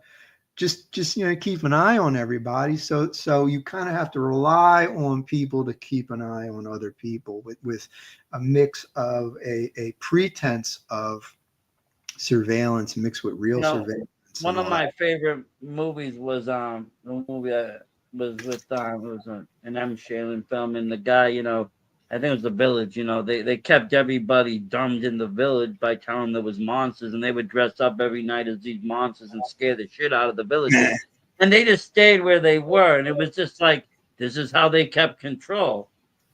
And again, it plays off that hierarchy that the people in charge will do whatever it takes to give you this false sense of whatever world you're living in. Yeah. Yeah. Yeah. I think that's where a lot of sci-fi, and at least for me, that's where sci-fi tends to go. I'm not a big, I mean, of course, growing up, I watched a little Star Wars and Star Trek and all of that. But for me, when I get into sci-fi now, it ends up going down these rabbit holes of conspiracy theories where people are running these, one world orders where people have these, you know, all this, control, and others don't, and they're making these worlds up, and or the whole world is a simulation, and the universe is a simulation, or multiple universes. I tend to get down that alley now. Mhm. Um, but yeah, there seems to be a lot of hype there too. A lot of people talking about that, in the world. Sci-fi is not about the future. Sci-fi is always about the present and the past. It's just tweaked into a fantasy world. Um, you're really conveying, you're projecting the modern world into the future world, and you're telling a story in a fantastic way. And you can even reverse that with fantasy novels. I mean, Well, yeah, I mean, if you look at Star Trek, the original series that came out, with Captain Kirk and all of that, yeah, it was an and you look at the way the Federation was acting with the Klingons, and then you looked at what was going on in the world, you yeah, could see an almost identical resemblance of the U.S. and Russia, what was happening with them, and it was just like, okay, yeah, yeah, this is yeah. modern times, just in the future. Yeah, exactly. Westerns, the new wave Western movement. And the new way Western, the new way of storytelling, but they were still able to bring in, modern happenings just through. Oh, but it's not really like that. That's just the future. It just happens to be coincidence, with things like that. Yeah, Um, but yeah. there's always is that, It's like the John Wayne movie True Grit. I mean, it's a Western, but Well, think about this. In the movie Back to the Future, I'll bring back to that. And two, you see the future, and you got a skateboard that moves on its own. When the movie was made, skateboards themselves were big. If hmm, skateboards weren't big, there wouldn't have been a floating one in that person's idea of the future. It'd be something exactly. totally different. Maybe a flying bicycle, maybe something else. Yeah, Star Trek came out with the flip phone. It did. They Yeah, also came out, well, Dick Tracy had the iWatch. yeah, yeah, yeah, yeah, I mean, if you want to yeah. really think about it, these guys all had that. I Batman's think had this technology for 50, 60 years. little Orphan Annie had an iWatch. If you really think about it, Oh, she had the yeah. decoder ring with They the had all sorts of things. Ovaltine. Did they make Ovaltine? Did they stop making Ovaltine? No, I've seen Ovaltine, I think. Uh, that's It unfortunate. always brings me back to that Christmas story where the kid's like, he does all that shit. Like, it's all for a crummy commercial. yeah, And it's like, welcome to the corporate world, kid. yeah. But Oh man. so you put out the book Cogs in the Neon Globe, but you got all these stories together.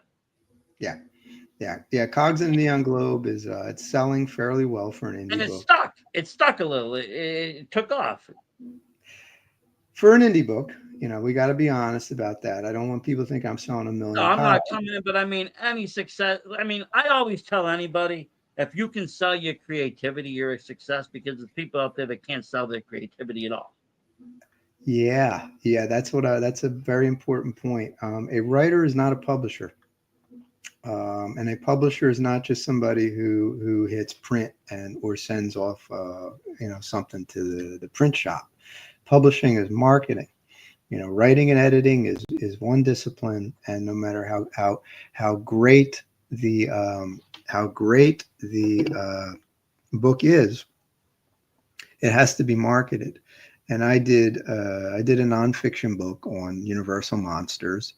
Did it it did okay. I mean, not great. It charted, but it didn't move a lot of copies. And then I wrote an anthology, Tragedy Man, which was my homage to the old '70s horror anthologies. Yep. The people who read it dug it. Sales were not strong. The third book, where Dreaded Invocations, which was a short story collection that I wrote, compiled mainly because I didn't have a novel ready, and then I had short stories I had written. I just said, let me write a few more short stories and get this book out there. Yeah. Just to, I didn't want a gap, but you know, this time I took a far more aggressive marketing approach with it, to where I stopped. Not in I didn't stop writing, but I backburnered new material to focus on marketing Dreaded Invocations for maybe 6 months. And it sold and sold and sold and sold and sold because I was putting emphasis into marketing now. And I didn't make my money back because like different people are going to have different opinions. My opinion is that when you're an indie author and you're new and nobody knows who you are, you're going to have to rely on very low. You want exposure. So you sacrifice the money for exposure like almost any other industry. I mean, I'll say like this, indie wrestling. You won't take a big payday, but you'll be in front of such and such crowd. Okay, I'm a new person. That sounds good to me. Let's go. Same thing, Hollywood. You're going to get a low acting gig, but you're going to get all this exposure. You take it. If I price that book at $9, they would not have moved copies. I'd have priced myself out of the indie market for an unknown author publishing a digital book. Although there's print copies, print on demand copies, but as an indie author, you want people to notice you. You want to get your stuff out there. You want to get your stuff reviewed. You want to get your book on platforms where other people will acknowledge it. Yeah. And if you can't move copies, that's not going to happen. So you have to be honest with yourself, and you got to drop your price. And I kind of, when I was involved in development, I would get these circus clowns who nobody ever heard of. They write these screenplays that are at best mediocre. They submit them to these contests, and they do well in the contest, which God bless them. That's good, but that's not, that's still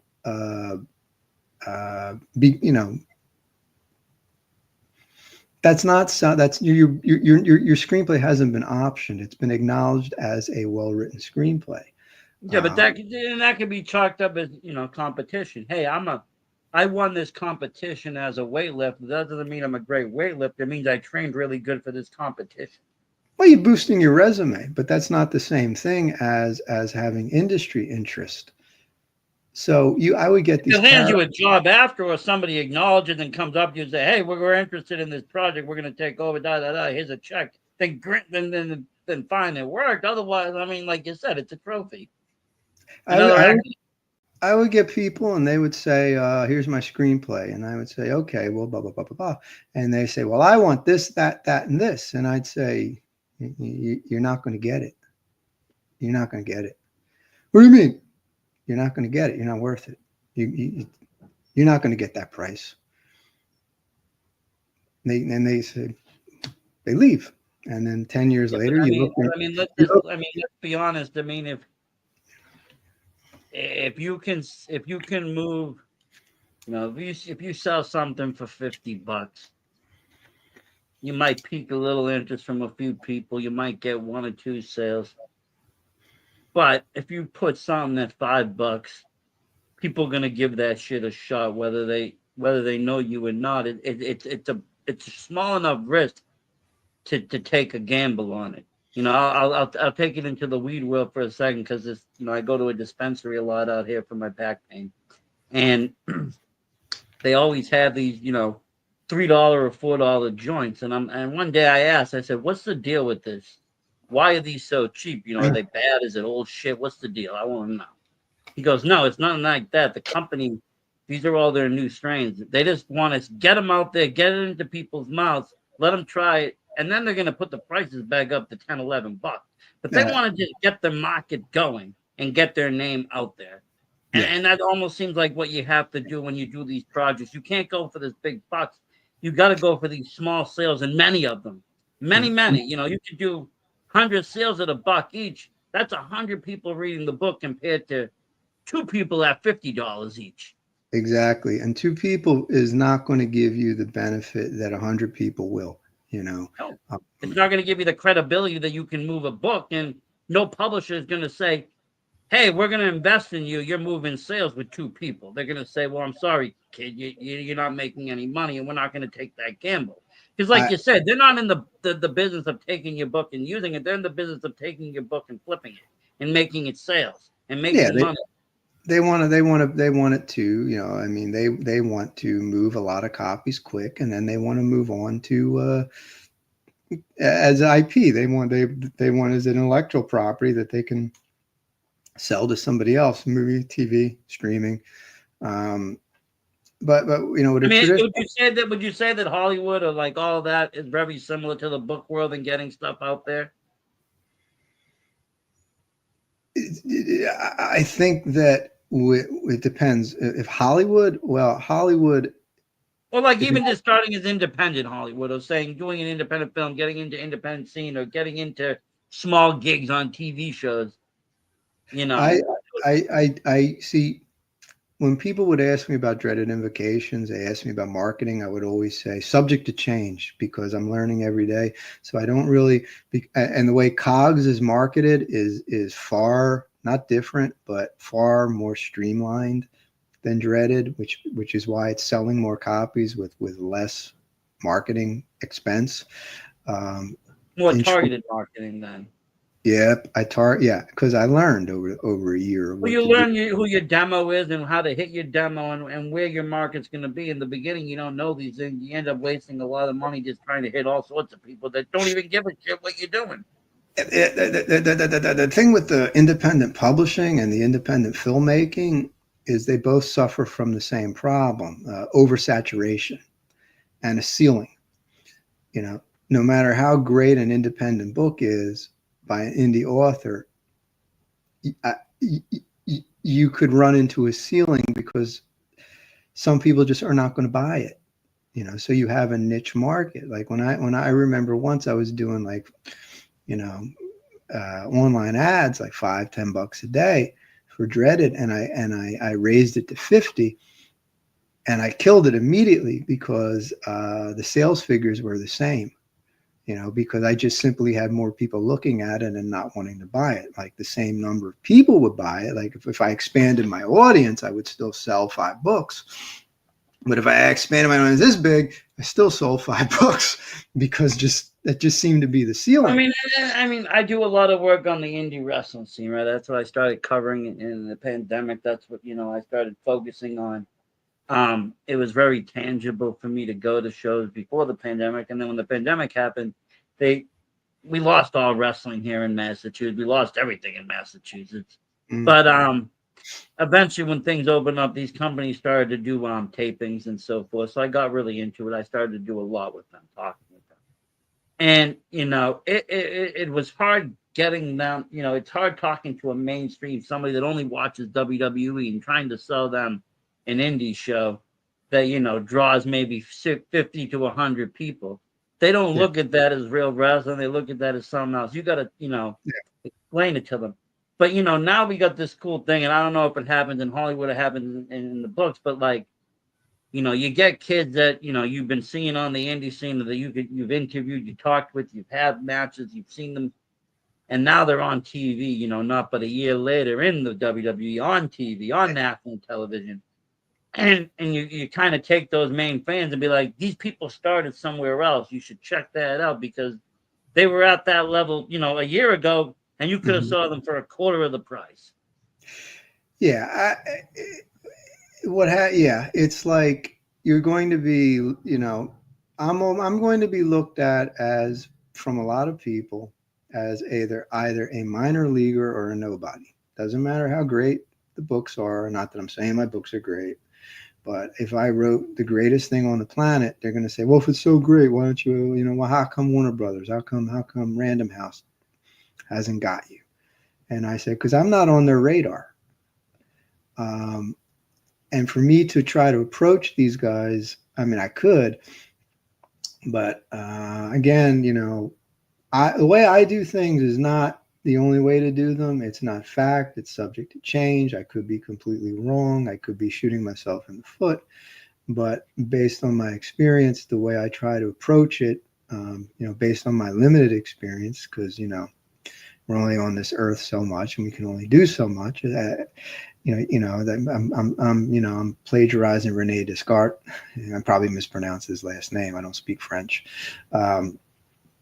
You're just the sum of your experience, and Well, the way I feel is that if you put out a lower priced independent book and it's really great and it hits its ceiling, the people on the next level may notice it and you may move up. So what that means is you might find a credible small press publisher that may sign you. And You from might there, say, "Wow, this kid's dominating at every kind of sale at that level he's at. I think we can get him, this much, which will make us X much, which will, transcend." what And happened I, what you're going to get is you're going to get a lot of people going to say, well, so and so wrote 20 manuscripts, sold none of them, and then or wrote one manuscript and he got a big ass publishing deal. He got a big movie deal. And I said, yes, he did. How many people do that? One out of how many? Um, yeah, how many basketball players get into the NBA? How many people get into these Ivy League things? every Being the top of the top, it's very limited. you could be an indie author, indie filmmaker, and sign look at Peter Jackson. He did three low budget movies. Horror movies, exploitation. Because I think, and again, it's not the law. I'm not Moses coming down the mountain giving you the law. I'm just giving you, insight and opinion subject to change and could be incorrect. But he overachieved. I don't know how much money he made. I don't know if brain damage or bad taste. I mean, well, bad taste, was picked up for distribution in the U.S., Yeah.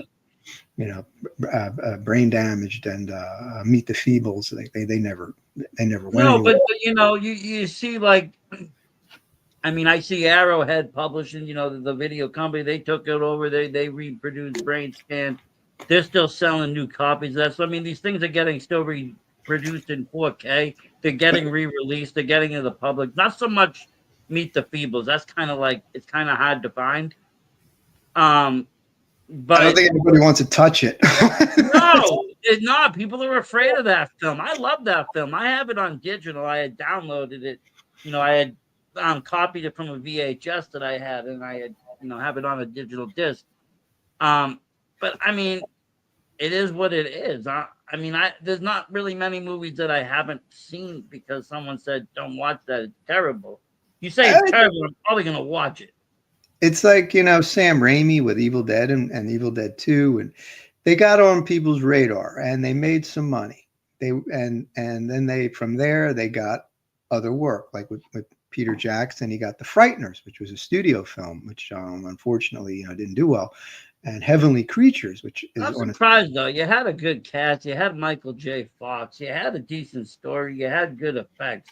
I horror, actually liked horror, anything horror related was going to be challenging at that time it because was, but I like as the movie itself. I actually liked the Frighteners. Even going back to it, I think the whole premise of it is pretty. It's a decent story. I mean they did But too what it many. was up against wasn't nothing, compared. You had a lot of competition. What happened was a combination of too many ripoffs, too many Friday the 13th, Nightmare on Elm Street ripoffs, too many sequels, too many horror comedies, and a glut of VHS that made it challenging for a new horror movie to escape the perception that horror movies are strictly stuff you watch on video. And it took a while for that to shake. So, and now today, horror movies are, I mean, nobody goes to the theater anymore. They spend $150 million on a movie and it bombs. And what happens? They make a horror movie for $10 million. It makes $100 million. So horror is back bigger than ever, quality wise and subversive wise. It's not certainly not like the glory days, but as No, but long as people love horror. People love it. People love to be scared. People love these kinds of things. yeah, Um, I don't. People say, well, they don't make good horror movies like they used to, but they make money. As long as they're making money, people are going to keep making them, and that's where you're going to get the next George Romero because they're not going to take that script and throw it in the trash. They're going to take a chance on it. But Oh, no, but and then you also have a lot of good independent filmmakers, and they don't get picked up, but they get picked up by all these other promote like Tubi and stuff that show their films, and you got a bunch of people on all these different horror platforms directly putting their videos straight to Shutter and this and that. So you have a whole different realm of what horror even is today. yeah, if I was a producer or owned a production company, my focus would be two things: prestige and exploitation, because you either have to have a great film or you just have to have something so shocking people want to watch it. But See, if I you would get, go with exploitation myself because I just think you there's got to be already careful. been too many great films to beat. There's already, but exploitation, there's never not a way to shock the people. But you got to be careful. Remember, Cannibal Holocaust went so far you couldn't get it distributed. You couldn't get No, people. I mean he couldn't get it distributed, but I No mean one, but Terrifier 3 had trouble getting it even made too. We had to go outside of Hollywood to get that made because nobody wanted to touch this guy killing a kid. yeah, the thing with Tara, I don't know the whole story behind that, but what happened with him was the first movie was on video for what, 5 years, 4 years, so it built up an audience over the years. And then when I guess Bloody Disgusting or whoever helped them get a limited release, I think that the audience that they picked up from I think the audience was larger than they thought, and Yeah, it just showed up and boom, it's like holy smokes. And I I think mean, I'm not saying you go out and you make the next like Serbian film or something ridiculous going to land your ass in jail. But there's plenty of stuff that can shock the public, especially if you go back 70s, 80s. And I say I can see they're doing it now with that Baphomet ritual. They're bringing back the Satanic Panic a little bit. You bring back something like that. That ain't terrible. There's plenty of it, it, stuff. You know. if I were sitting in an executive chair and I was looking to buy a horror movie, and you gave me nothing but gore, gore, gore, gore, gore, and everything else, and just lousy movie, why do I need you? I don't need anyone to make me a lousy movie. No, I, but see, these movies are so lousy that they're almost good. I mean, a but that really good exploitive film is a cult classic. a lousy movie that's so lousy it's good is a good movie. It is, but it had to get lousy first, and people threw them away. A lot of horror movies, like I said, flopped. They came out later when people actually appreciated or enjoyed them. That's it. What Took them happened home is and watched them in their privacy, and then enjoyed them and talked about it. so bad it's good means so bad it's entertaining, which means you can That's sell true. it. Entertainment sells, though. I mean, that's the You whole can premise sell of it. pro wrestling. If it's entertaining, it's going to sell. Bad wrestling or good Did wrestling, it's selling. did I have a positive experience with this movie? Did I spend my money? Am I happy I spent my money on this? Was if your entertainment dollar was spent well and you enjoyed it, it's a good movie. Not a good movie in the sense that it's going to get a 4-star rating. It's probably going No, to but get see, like I'm at the age. a. I'm in the generation where I got Shutter. I got um what's the other one there? Shoutbox, whatever that is, Screenbox. I got all these things, so I'm not paying anything but my monthly fee. I'm rambling through movies, good, bad, doesn't really matter to me. I'm entertained. It's not costing me $10 a whack. It's costing me nothing. I've already paid my subscription. I've already seen the one movie I wanted to see that I bought with that subscription, so my money's already spent. Now I'm just watching stuff for pure pleasure. I can always find something in a movie that's entertaining. There's very little horror films that I've said, "Oh my god, there's no point." And I did mention Serbian film. I've watched it once. I don't see the point of watching it again. It's one of those shock films that I just don't see the point of watching it again. I think I didn't see a Serbian film, but the movie that really where I said no, this is too much, was Martyrs. And what Okay, is stunning, Martyrs from a writing, from a directing, from an acting perspective, is excellent. It's a very, very well made movie. But the violence and the gore goes too far. And it's not just the extremism of the violence, which is probably more extreme than anything you're ever going to see, to the point where it just turns you off. Um, it's so realistic that what you're seeing, could really happen.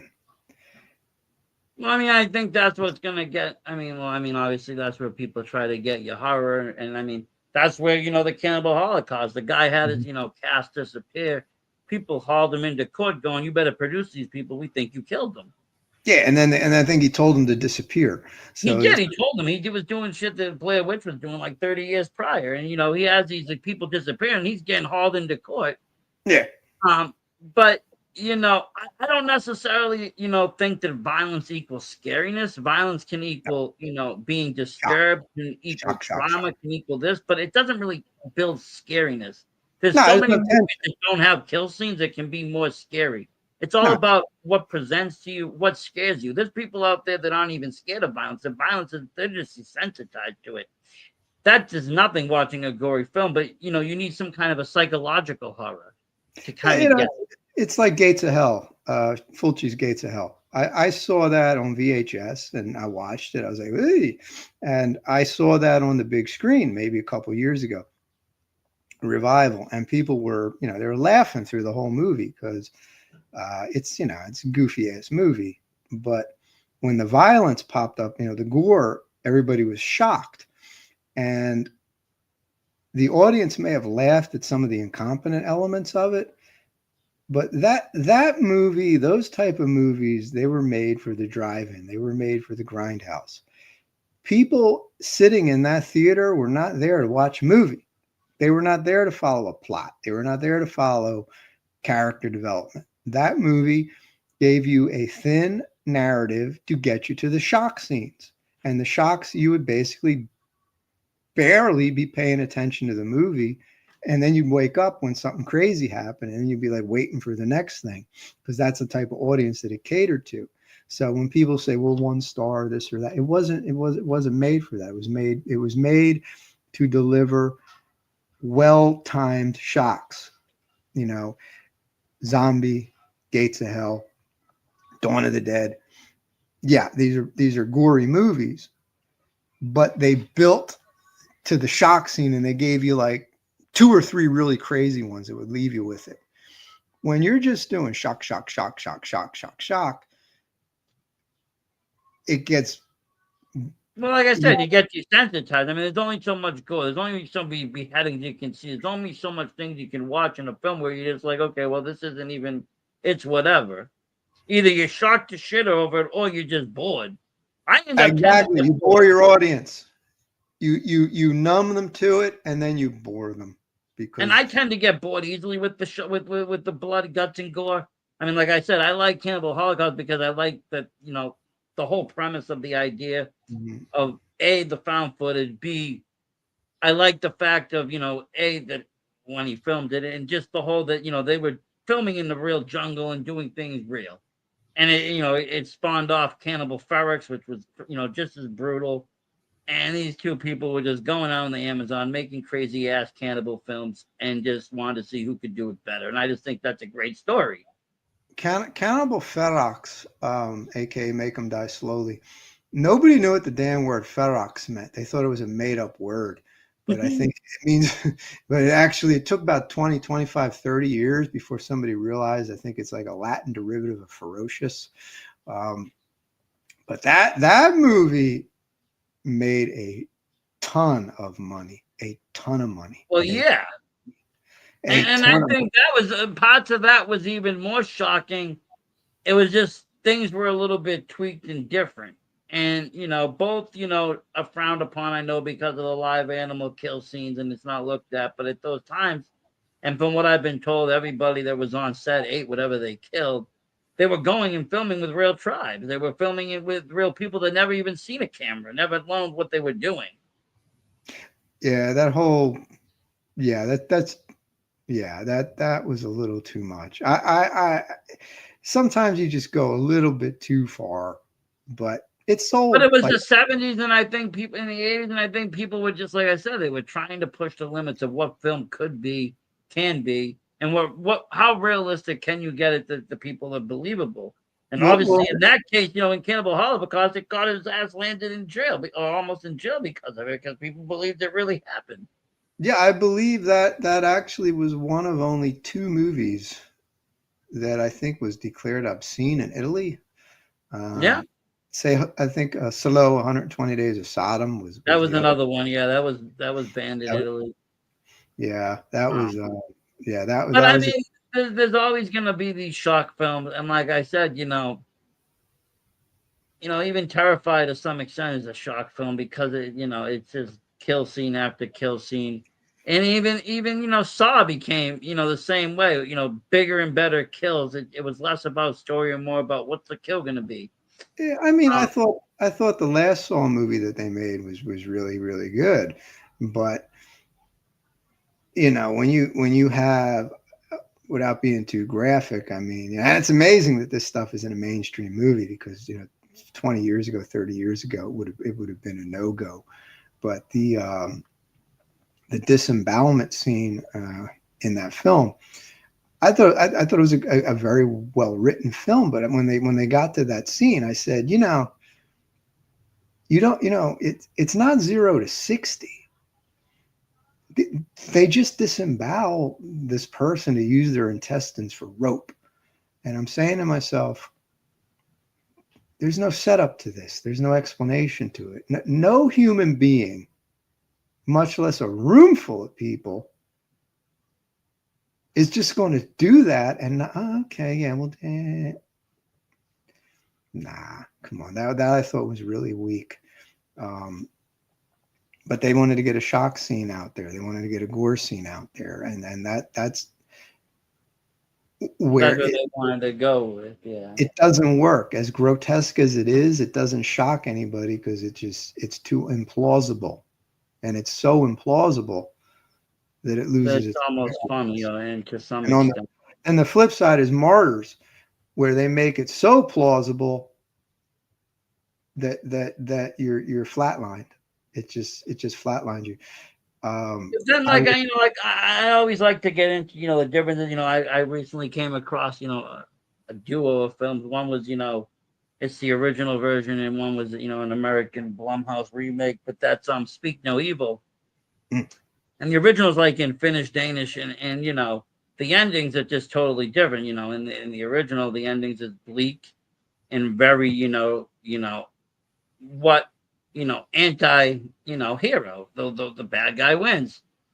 I Similar to get something like Eden Lake, where the ending is just drastically, that's it, goodbye, and you're done with. And the American version changes that. The Americans are heroes, and these people are more heroic, and there's all this yeah more drama. And just comparing the two, it's very different. And talking and watching stuff about it, the director said, from the foreign countries, perspective, he was like, things don't always have to be peachy rosy endings in film. You can end films on a bad note. It doesn't have to always be good guy win. yeah. I mean, the early '70s to the mid '70s were very heavy on bleak, downbeat endings, and then what ended that was Jaws and Star Wars because the endings of those movies We're happy, yes. But I they mean, what's not more spectacular, classic than like spectacular happy. you know Rosemary screaming, those aren't guys' eyes. What did you do with his eyes? And just kind of cutting out and hearing the lullaby. I mean, that was shocking. Yeah, yeah. To people at that time period. It wasn't the best of endings for anybody. And there was movies out there like that that were, Down that did not downbeat have good endings. But you're right. down, After that, it was kind of like, okay, good guys got to win, and you started to downbeat see, the good downbeat guys endings survive hurt. in the horror movies. Characters either die and come back in the next film, or just become supernatural. Yeah, a downbeat ending leaves the audience going. "Ooh." So what happens is it kills word of mouth, which kills sales. But my favorite downbeat ending is The Mechanic. I'm not going to give it away, but it's one of my favorite Bronson movies. But I shouldn't even know if I should call it a downbeat ending because the dude gets what he deserves. But Well, if a you lot of people haven't seen The Mechanic, go get The Mechanic. That's a great I'm film. gonna have to check that out. A lot of people say The Mist shocks the shit out of them at the end. They're like just flabbergasted. I think it's The Mist. Yeah, Mist. There's Another another movie one. with a great bad bleak end, not bad ending, bleak ending. Night Moves with Gene Hackman. My And favorite Bleak End movie isn't actually even a horror movie. It's Requiem for a Dream, and I think it's just a great, perfect ending because yeah, everybody is just in total disarray from their drug use, and it really shows what drug use does. I think that was one of the reasons why they hacked up Orson Welles' Magnificent Ambersons. I think because the ending was too bleak. Although they recut that whole movie because they didn't have cell phones, they didn't have digital back in the 40s, and he was out of the country, so they just re-edited his movie without him, and they took a masterpiece and Imagine if they had the technology then, what we would end up with, and what we would have ended up with. It would have been wild. they So, probably wouldn't have called him because he was Orson Welles and the studios didn't get along. They were not on the same page, and Orson Welles movies didn't make money as great as he was. He but didn't make I money. mean, He didn't have the money right. was different then. I mean, the what it cost to put into movies was different. What it all just depended. I mean, now somebody comes in, they expect something to come back. If it tanks and it's a flop, then it's a terrible loss. But if they make and they win, then they win big. You hear about movies coming out and they've done so much in the first week. And those are good numbers, Mm. Yeah, regardless of what they are. And that's big money they're playing with. There wasn't even money was different then. But money is just money too. There's plenty, I think, a lot of good movies that didn't make a lot of money that are still good movies. yeah. I mean, sometimes it's the marketing. Sometimes it's Like you said, the marketing, how did you promote it? How did you sell it? wrong Were you in time, the wrong right place. demo? Was it the right time to even do it? Was it something that, did you put out, I mean, not for none, but if you put out a movie about, a plane crash and the next day or 2 days later, 9/11 happened, your movie wasn't going nowhere. Yeah, it's like There's Eddie things with Murphy. bad timing, Eddie um, Eddie Murphy used to when he Delirious when he used to bust on Elvis saying Elvis couldn't act. Um, Elvis could act. He did two movies. I can't remember the name of them, unfortunately. But Elvis did not want to sing in his movies. He wanted to be a singer, entertainer, and when he did movies, he wanted to act. He said, "No, I don't want to sing." And what the Colonel and everyone else said was, "Oh my God, that's like how much money those soundtracks make." So he did a couple movies where he played it straight, he played it serious, and they were good movies. And the studio did not want them to succeed. They wanted Blue Hawaii because they wanted those millions of LPs and well, I mean, 45s. that's the difference. Like, I mean, take a wrestler like Hulk Hogan, right? You watch him. He didn't have a big move base. He had like 3 or 4 moves, right? But that was because they told him less is more, and they want you as this image, and you're sellable as is. If you start doing all this technical shit you can do, you're not going to be marketable. You're not going to Yeah, it's sell. like they say. They Not going to have all this. You just got to come out and just kick ass, and that's your role, and that's it. And that's kind of the same thing. You just in that role, and that's what you got to do if you want to succeed. Otherwise, it ain't going to work. Well, it's like they say Hogan was a better wrestler in Japan. Well, yeah, sometimes. Um, if you watch his early stuff in '81, yeah. But when he would go to Japan and you know, uh, with the exception of the Stan Hansen match, like the Genichiro Tenryu match, Hogan's blowing moves left and right, and then he's doing the Brazilian Jiu Jitsu slash Judo armbar roll off the turtle, and he blows the move. And why is a 6'5" guy at 320 pounds doing moves like that? It doesn't even make sense. Now, was Hogan a great technical Well, wrestler? I mean, that's honestly the same thing with Andre the Giant. When he came in and up, he could wrestle with the best of them. He could do all sorts of moves like anybody else. And they were like, no, you're a giant. That's not, we don't want to see you jumping off no second rope or doing any of that shit. You're a Yeah. giant. You act like a When, giant.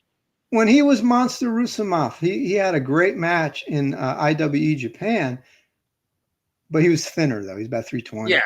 Um, but you don't want to see a giant. You don't want to see a big bodybuilder doing that.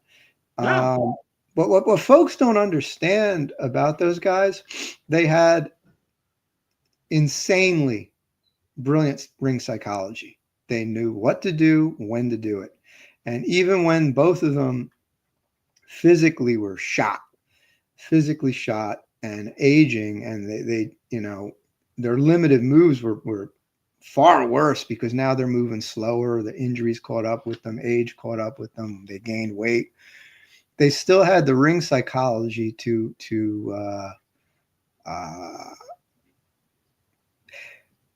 Hogan's matches when he was feuding, when he turned bad. I mean, them matches were bad. I mean, especially the matches with Piper and WCW. I mean, those matches were bad. It was terrible, but nobody cared because, oh my They God, made Hogan turned they bad. made nothing but money on top of money because he knew how to tell the story, and he got you to buy a ticket. And Hogan, he in the ring, maybe not so great,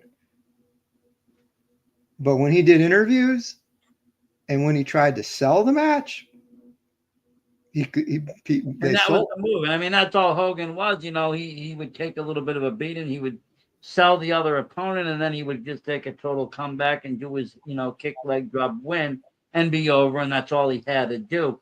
And I mean, honestly, in the end of it, that's all kind of Elvis had to do was just go on stage in his movie and sing. People would be happy with that. They love the guy. Yeah, his two favorite wrestlers were Dusty Rhodes and Superstar Graham. And what did Dusty and Superstar do? Sell, sell, sell, sell, sell, sell, sell, sell, sell. Dusty made the comeback. Graham, because he was a bad guy, he was a little different. He would cheat, and then either Well, Hogan started as a bad guy. He was with Blassie for a little bit. yeah. He was really good. Hogan as a bad guy was Well, I like the AWA. I like that. I was talking to Sergeant Slaughter's daughter the other night, and we were just talking. I think we were talking about how he started in the AWA, and I liked a lot of those matches that came from there before WWE kind of bought up stock. I remember. A lot of the guys are pretty good. I haven't seen it since it first aired, and I've never seen videotape of it. It's not on YouTube. But when they Victory Magazine, which was the precursor to WWE Magazine, Yep. they had a commercial on TV on the old thing, and this guy's he's in a chair, he's reading the magazine, he's watching Sergeant Slaughter on television, and then he says something like he's booing him, and Slaughter breaks out of the television and grabs the magazine or something like that. It was really great, but that was 1982, 83. Well, no, I mean, that's the funny thing we were talking about. You talk about realism. We talked about movies being real. Wrestling at the time, people thought the shit was real. When Sergeant Slaughter turned to be an Iraqi, supporter, people really hated him. He got real hate mail. People wanted to kill him. Like he got death threats. It wasn't a good time. Yeah, I remember that. Yeah, I remember that where they had to they had to pull him from I think it was Scranton, Pennsylvania, from the CYO, the Catholic Youth. And they wanted him to go even further. They wanted him to burn the flag, and he was like, "No, if I do that, I'm going to get shot dead. I'll do Hogan." Sure. I think that was NBC. They were going to do that on Saturday night's main event, and NBC said, "You're out of your goddamn mind. Yeah, that is not you will happening." something's going to happen." And they were like, "Okay, well, we'll do Hogan's shirt. That's as good as the flag," and they went with it. But yeah, they're going to burn the banner of Hulkamania, which I'm like, who the fuck cares about the banner of Hulkamania? It's like, well, the little kids cared. They were sitting there crying. Oh man, I remember that, man. That stuff was wild. Yeah, You know, man, when Nitro and ECW went under and it just became a WWE, that was kind of where I checked out because Vince turned it into a vanity thing for himself, He and did. I always wish that, I get it. He won. I wish he just kept everybody winning independent and never told anybody. And just let everybody do their thing because I enjoyed the separation between the two brands. I enjoyed the separate styles. One was East Coast and one was Midwest and South. You oh, it was had even better. Even it was even better before then with the territories when you had the 40 different promotions. I mean, Oh everybody did. yeah. See what was cool about that was it was almost like professional baseball or whatever because the Flyers, all their marketing is for Philadelphia. The Toronto Blue Jays, all their marketing is for Toronto. You know, they went on the road and whatnot, but you could localize your sports team and Well, you that's match. like the indie. That's the indie scene. You localize your scene. But yeah, you can get on IWTV that I can tune in from Mass and watch, Jersey wrestling. Or I could drive to Jersey and watch it. Or you just focus on those people that live there, and that's your demo, that's your market. You got people all It's across the country. I don't On a know some. major scheme, I think in today's world, if you had the territories, it would be very interesting because you do have the internet rampant. But so you'd get the exposure that I think was missing back in the day, where I wouldn't know what was happening in another territory unless I drove. The territories were a product of UHF and broadcast TV. Everybody, cable was really small. No one had it. Satellite was even smaller. Very few people had it. And if something worked someplace, they just duplicated it somewhere else. And you didn't know it was duplicated. Because when I grew up, you had your horror host, you had your pro wrestling, you had your weatherman, you had your anchor man, you had, your local sports team. And that was duplicated everywhere else because that was the formula that worked with VHS, UHF TV. When things became national, it becomes a little challenging, because you got fragmented audience, You're like if playing I with time zone differences and changes and everything else. yeah, it's like if I have like the Sci-Fi Channel, it's national, but it's not the same like having a local horror host where 40% of the city is tuning in on a Saturday afternoon or Saturday night. You got you got Sci-Fi, which is in the entire United States, and it's got a million people watching those silly movies at night.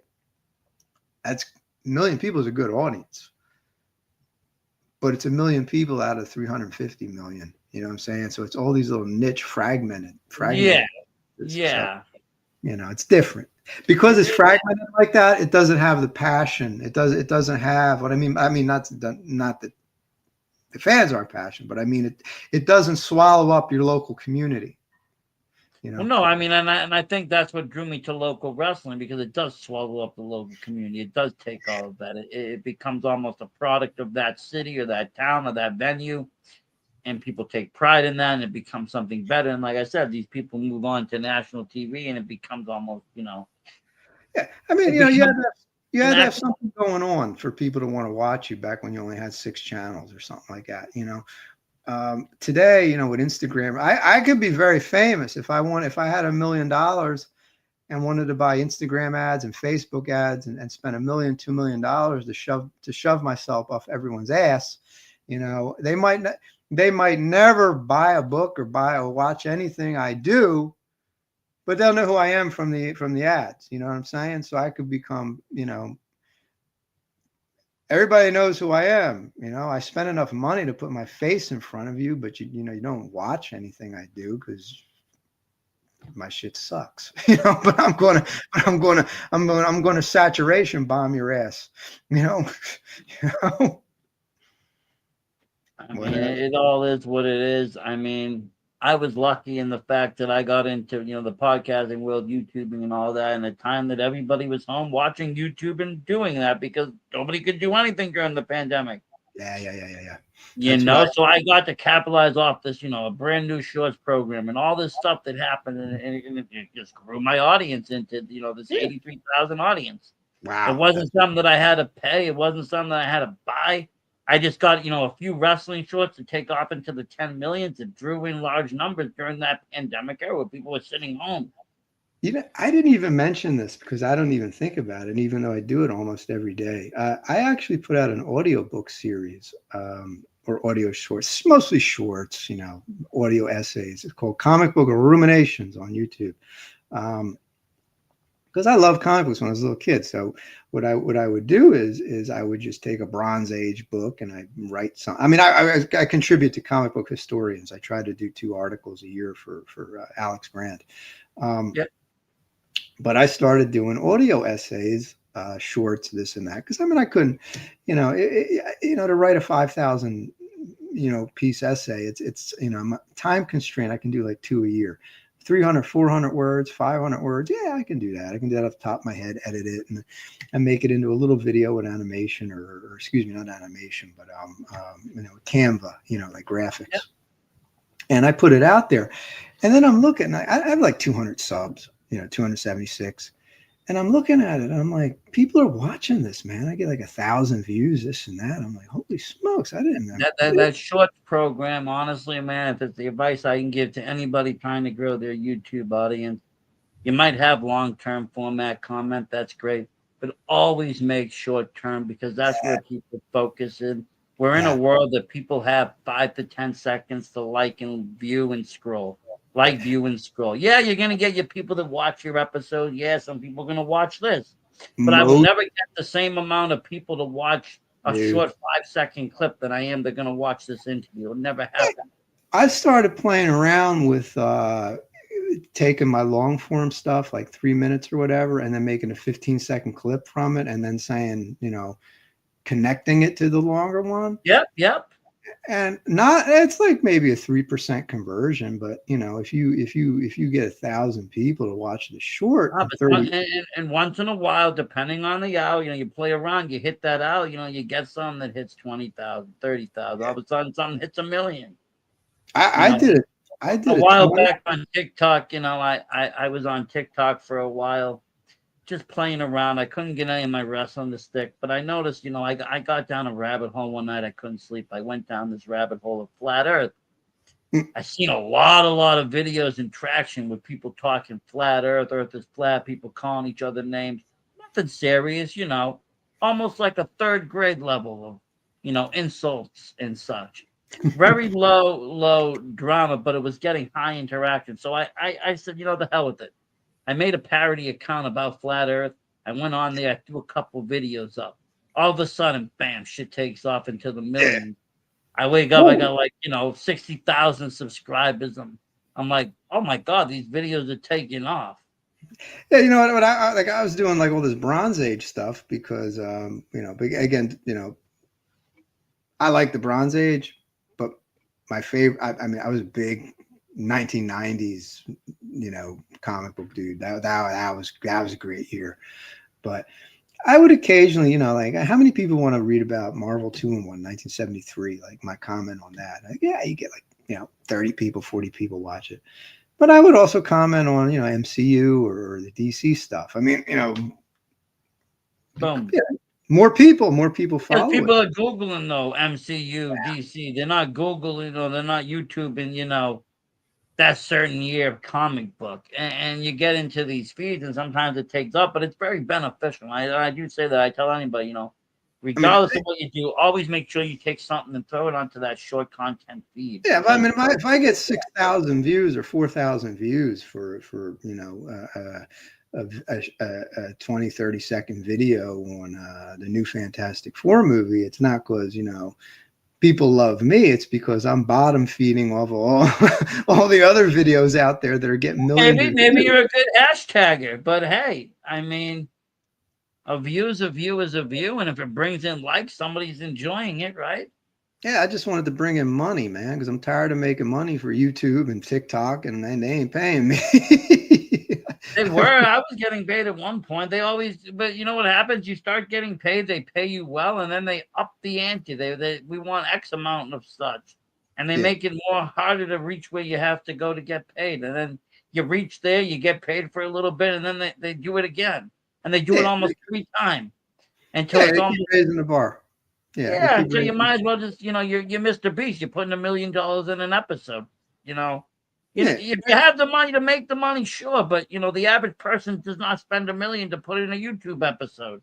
yeah. Plus, everything's a conglomerate. Like whoever owns this, that, and the other thing. Well, they also own that, and that. And when that, and that starts losing money, and their stock price gets affected, they got to boost their profits, so they go somewhere else and cut. Listen, So I'll tell you the truth is whoever owns the kids' hearts, whoever got the kids' attention, whether it's whatever is trending at the time.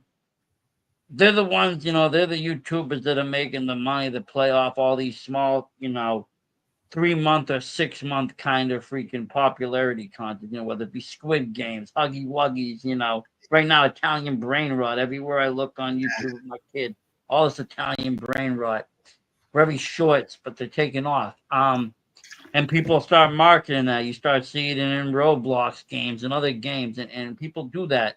And these YouTubers, they will continue to watch those niches and follow it and stay on top of those trends, and those will be the ones that will always win. yeah, I mean, they get the kids, and once you got the kids, they're the ones that are on YouTube all day long like this, just staring at it. It's not like when we were kids, we're outside.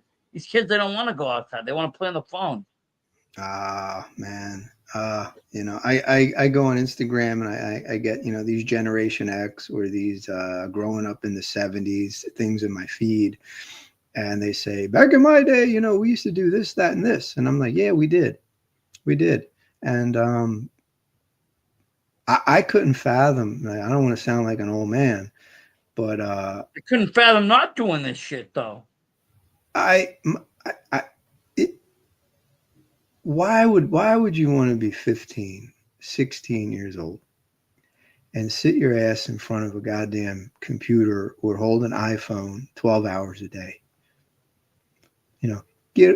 I would say get out and do something, but what are they going to do? There's nothing I to mean, I cater. do it a little bit. I mean, I'll be honest, I do a little bit now just because I'm running socials and I do it now. But as a kid, cell phones were just coming out. But even as a younger adult and iPhones, I didn't get an iPhone until much later because I wasn't a phone person. Yeah, I had a laptop. Yeah, I did computer coding and graphic design and made graphics, but I was out and about, on the scene of things. And I that's gotta have that stuff because I travel a lot. I'm like, I'm in Vietnam right now. You know what I'm saying? well, So, okay, I can't be, clowning around with like crappy phone equipment or that. I mean, people got to get a hold of me. I got to get a hold of people, No, but when I was younger, I didn't care about such things. I didn't need them, and like I said, yeah, this in school, I guess cell phones were starting to come about, but again, I wasn't one to do it. Yeah, I Um, needed it. I got into it. I got into it when I was traveling. I used to yeah. use. I But like you stuck with. said, if I was 15 right now, I don't know. I mean, I would hope I wouldn't be into a phone. I would rather still be into what I was into and doing the things I was doing. Yeah, I mean, like, oh, things were better back in my day. I don't mean to say it that way, but we had the skating rinks, we had the drive-ins, we had the Bowling alleys, even. I mean, this close bowling short. alleys. Yeah, we had all that stuff. Because you had to get out of your house because you didn't have technology in the house. So you got out more. And one of the deals with getting out more is socializing, interacting with different people. Not, I don't like this guy. Block him. You I can't. mean, at the end of the day, I think there was less weird people because the weird people stayed home, but you didn't interact with them, or they No, didn't act a certain way. They didn't act a certain way in public. yeah, they did. They were whack jobs. There were a lot of whack jobs running around in them days. But I Whack. think but there's even more now online. People that shouldn't even be near a computer or When you online. go on TikTok, look up like torture from the Middle Ages. And Well, yeah, I mean, you then have weirdos back then, man. running around putting people on the rack.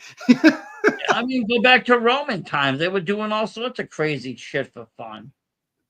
Roman times, they had I can't remember the emperor, but they're dudes in the Colosseum in like section row, seat D, doing they're doing the boring chant. They were doing the boring chant during when the gladiators were fighting, or when the death by beast was happening. The Roman emperor, he got so fed up with these dudes, he threw their asses to the lion. He just said, take that whole section of ticket buyers and throw them with the lions, man. I can't deal with them no more. I don't mean to laugh, but that was 5,000. One way to silence the crowd. I mean, yeah, you're right. I mean, it's a very gloom situation, but I mean, but it was 5,000 years ago. it's all different parties. times. Like you said, I mean, crazy is crazy is crazy. You don't see that. I mean, I don't think that would happen nowadays. I would hope not, but No. You Did you ever had see you had places that basically were neon globes. That were self-ran, self-governed. It was their way or the highway. Yeah. I mean, yeah. That's Roman funny. Empire is different. And it doesn't matter which one. Any of the empires that ran around or whatever. Even the U.S. at one point, or different empires, British Empire, etc. I mean, that's what it was. They had control in a different way that you don't see today. It was through violence. It was through fear. It was through colonization and all these things that you don't really see today. That's the thing. Well, again, you're talking, long, long, long time ago. The thing is what they never mention on these exploitive videos that on TikTok, that they give you those animated versions of the old medieval, the tortures. They don't understand the reason they used to do that was because they wanted you to go to heaven, because the belief was pain purified the soul. So the more violent they tortured you, the more they were purifying the soul, and they were cleaning the evil out of you. They were getting it out of you. They were getting it out of you so that when you died, you couldn't go to hell. That's what folks don't. I mean, that's a noble cause. Then they were doing it for nobility. And they stole all your money and property. Well, that part they weren't forthcoming about, but yeah, it was part of the sacrifice to not go to hell. I mean, you got to forfeit a little bit of your worldly assets. It was part of those dudes ripping people off. They were crooks back then too, man. Everybody's a hustler. Well, yeah, the times haven't really. Times have changed, but the game has stayed the same. Yeah, they just do it. They just do it different today, man. Well, I mean, shit. We're like an hour over usually what I do for interviews, so you must be entertaining or good or both. But let me ask you, because we got about a couple minutes left. I know it's early in your place. It's about 10 o'clock here. It's still early here too, I guess. I won't say it isn't. That's the one thing I hate about the pandemic. After the pandemic, like 10 o'clock becomes late. All the restaurants and shit bars, they start to close now. It's really depressing. Yeah. No, I was, a kid that used to go out 1:30, 2:30 in the morning and then come home, they would go to a bar at 2:30, see one that was still open, a little dive. Now everything's 10 o'clock closed, 10:30 closed. Food, nothing. You got to go to McDonald's or something fast. Yeah, I used to do food delivery in LA. DoorDash, man. Yeah, I did DoorDash for a while, and then it didn't become sustainable after the pandemic. It wasn't there. Yeah, it died because but if you were willing to ride around LA at 3 a.m, you can make some bank, because it wasn't like people were going to go out and there wasn't that many places open, but you get these 24-hour places, you go but yeah. But I could tell stories. I could tell stories about DoorDash, but I don't, because I may need to go back to them one day. So I don't. I don't want to tell my stories about where you were. I'll tell you. I used to work for a bunch of them. I worked for DoorDash. I worked for Grubhub. I worked for Instacart. I worked for a few different ones. And one day, I never say anything bad about them, but One day I got, a check in the mail from a lawyer and I was like, what's this for? And I see that there's like a class action lawsuit against Instacart. I Yep. happened to be part of it. Like I made money off it, and they kept sending me checks for like 6 months because of some settlement they made for like unlawful wages like 5 years ago when I was working. I was like, sweet, I need that right now. But yeah, hey, you never know when you can go back to food delivery. It's not bad. It's not bad for extra.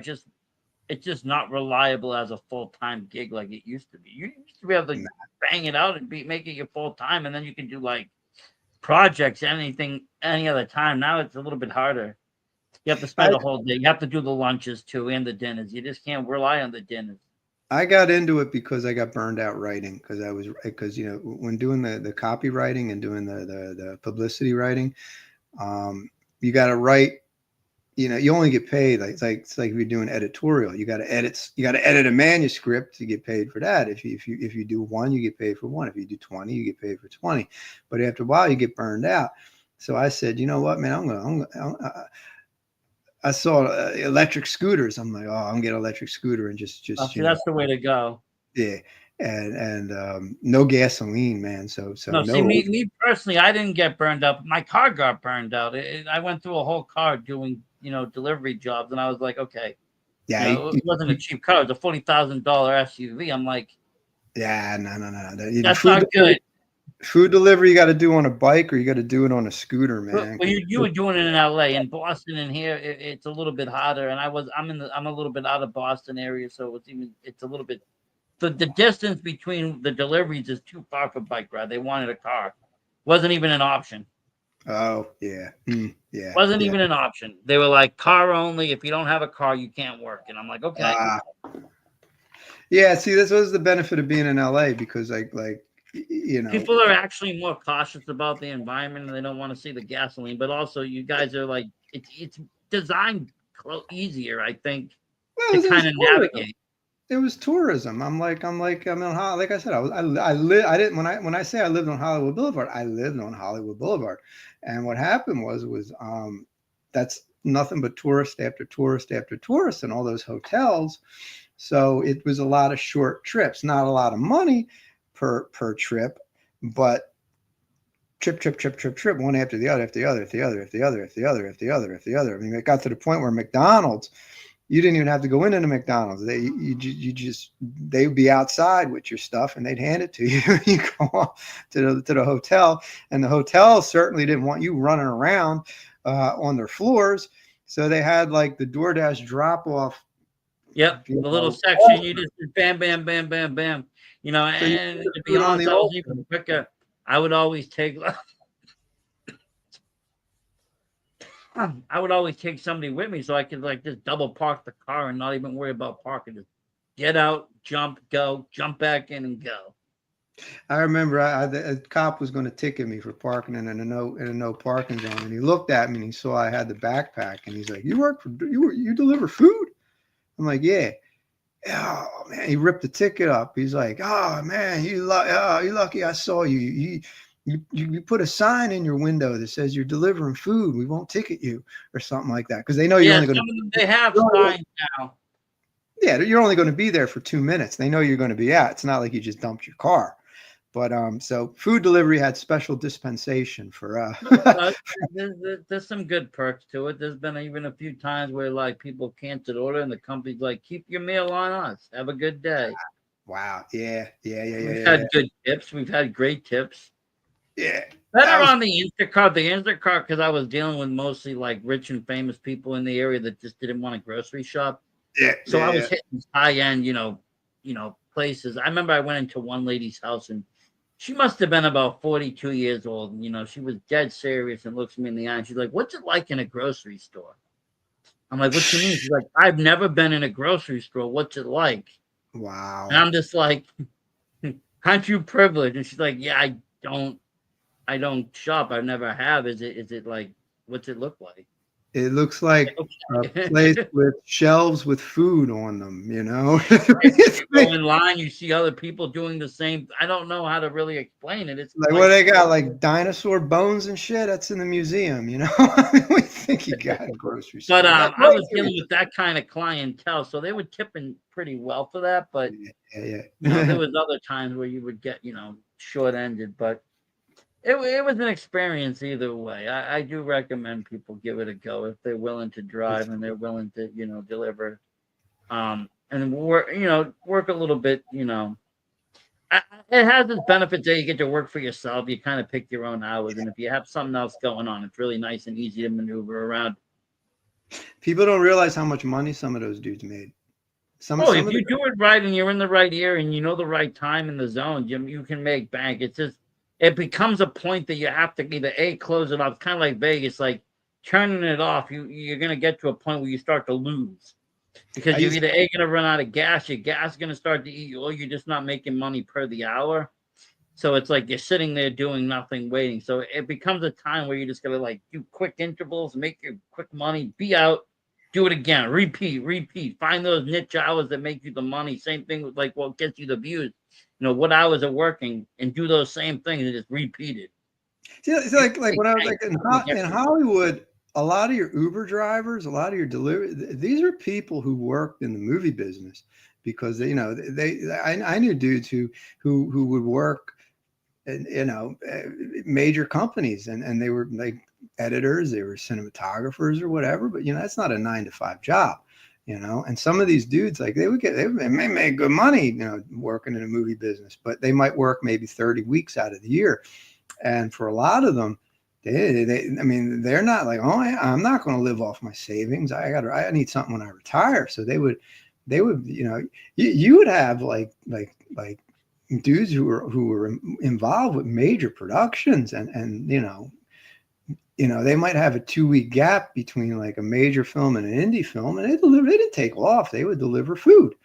Hey, why not? It's extra money and it doesn't stress them too much. And I mean, it's not like I said, it's not taxing. It Yeah. can be. It's kind of enjoyable. You don't have a boss. You don't have someone to really have to boss you around. No one's micromanaging. You can do your own thing. Listen to your music. Have some fun. It's not bad. It's not. There's a lot worse jobs out there. Believe me. I You know, remember once this guy was I can't say for sure, but I think it was a YouTube guy or somebody trying to play a prank, and I wasn't going along with it. And my anger level was rising, and I wasn't giving this guy material. You know what I'm saying? I wasn't giving this dude material. You know, yeah. and I mean, don't you're disrespecting me here, man. I'm nah. And when I delivered the food, he wasn't the guy who they sent. They sent somebody else to pick the food up, and the guy had this look on his face like he was scared. He thought I was going to knock his ass out. I was like, I know it's not you. It's the other dude. You know, just tell that yo-yo. Some people are, you don't know. You're dealing with strangers. You don't know who you're dealing with. So I've watched enough crazy independent horror films to know shit can go wrong from yeah, strangers. So not to fuck with yeah, people. I remember yeah, I seen this one movie. It was about an Uber driver delivering food or something. He was like drugging all the girls and delivering their food and freaking like coming back in their house and shit after and shit. I was just yeah. like, great concept. That's playing into people's real fears of real life because at the end of the day, I mean, we know anybody? Do we know what people are capable of? Well, I mean, we people. want to say everybody's good, but the truth is there are very bad people in this world doing very bad things.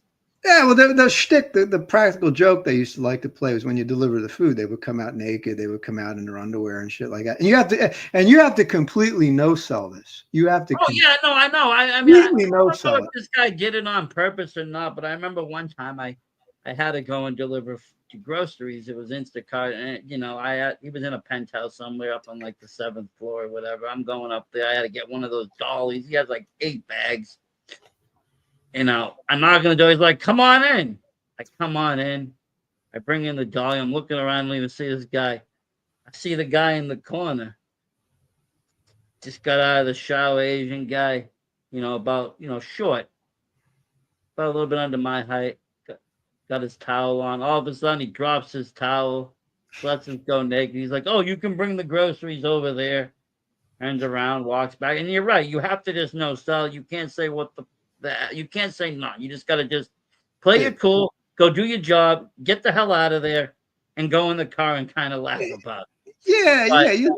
But they would. Well, I mean, I understand they're pranking you or doing whatever the hell they want to do, but they don't understand. You're on the clock and you work for somebody, and you have terms and conditions of your employment. well, yeah, I mean, you And, wouldn't go into an establishment and do that. You wouldn't go in there and get naked. You'd be arrested right away. yeah, I That's mean, the difference. Because it's their own home, they feel they can get away with doing shit that's prankish or making someone the brunt of the joke. But I mean, it, I've also on the flip end, I've had many people, especially late night, they'll come by, I'll order food. More so, my wife will order the food. I have to say, and you'll track the thing coming. It'll say it's delivered, and I know very well the guy just drove past the house, hit delivered, and kept going with my food, yeah, and just went home. wow, wow. I mean, it happens a lot here, actually, believe it or not. I always used to, whenever somebody would order at breakfast, would order like spaghetti and like dinner at breakfast, that usually was a red flag because that means the dude was up all night. You know what I'm saying? Yeah, he So doesn't know where the hell he's at. he's not to cast aspersions, but he But yeah, no, I, sometimes I, I, I get it. I understand it. something something you consumed may have kept you up at night. You know what I'm saying? Maybe it was a late night card game, and maybe a little bit of both. Yeah, so The I, morning might be a little rough. You never know. you know what? I just not gonna say nothing. Sometimes you get better tips that way, though. It all depends whose house. Or they don't answer the door because they're passed out, and you're sitting there. Bop, bop, bop, bop, bop, bop, bop, bop, bop. I got mad one time. I said, this mofo gonna pick this food up." Oh, I had a 5-minute rule. If they weren't there in 5, that food was considered delivered. If it was in a residence or in a residential area that I could leave it, cool. If it was an office or something out, I took that shit home. Yeah, I remember my favorite, one of the greatest days of my life was somebody who didn't answer their door and they had ordered from IHOP and I ate for 3 days for free, man. Hey, it happens. I mean, I got into one program and they were doing all sorts of different stores. I remember them. It must have. I think it must have been a prank because it was going to a school, but it didn't. It wasn't. It wasn't addressed to anybody. It was addressed to someone, but nobody knew who this person was. It was some teacher, but nobody could figure out who it was, and it was a bunch of Apple shit. Yeah. Bunches, like maybe like $300-400 worth of Apple shit. I go there, I can't find it. I can't find them. I'm telling the staff there's no teacher here by that name. Wow. Fuck it, bye. See ya. I called the company they're like, I don't know. This guy paid for it with his credit card. Just leave it somewhere. I'm like, yeah, I'm gonna leave it with me. See ya. I asked the guy. I was when I went back to Philly a couple of years. I took an Uber to the airport, and I said to him, if do you ever do food delivery here? He's like, no. And I said, because I ride around LA on my scooter. I was wondering if I could do that in Philly. And he's like, neither you nor your scooter will last very long riding around here. It all depends on what part of Philly, man.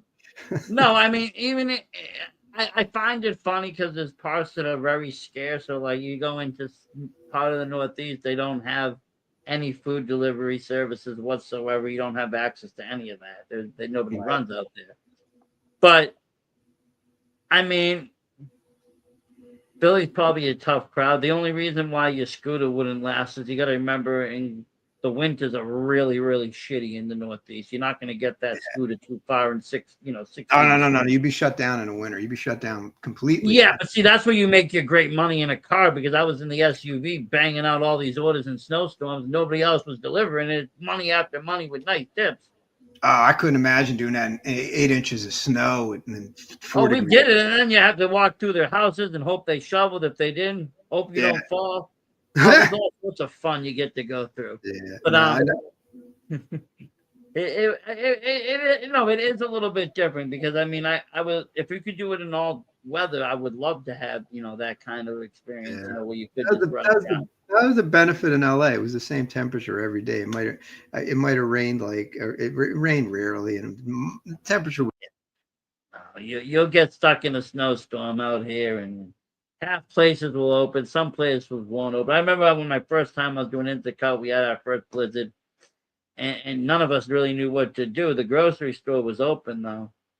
One of them was open, two of them were closed, and we called in the customer service, line, Hmm. and the customer service people were actually based out of LA. The company's based out of LA.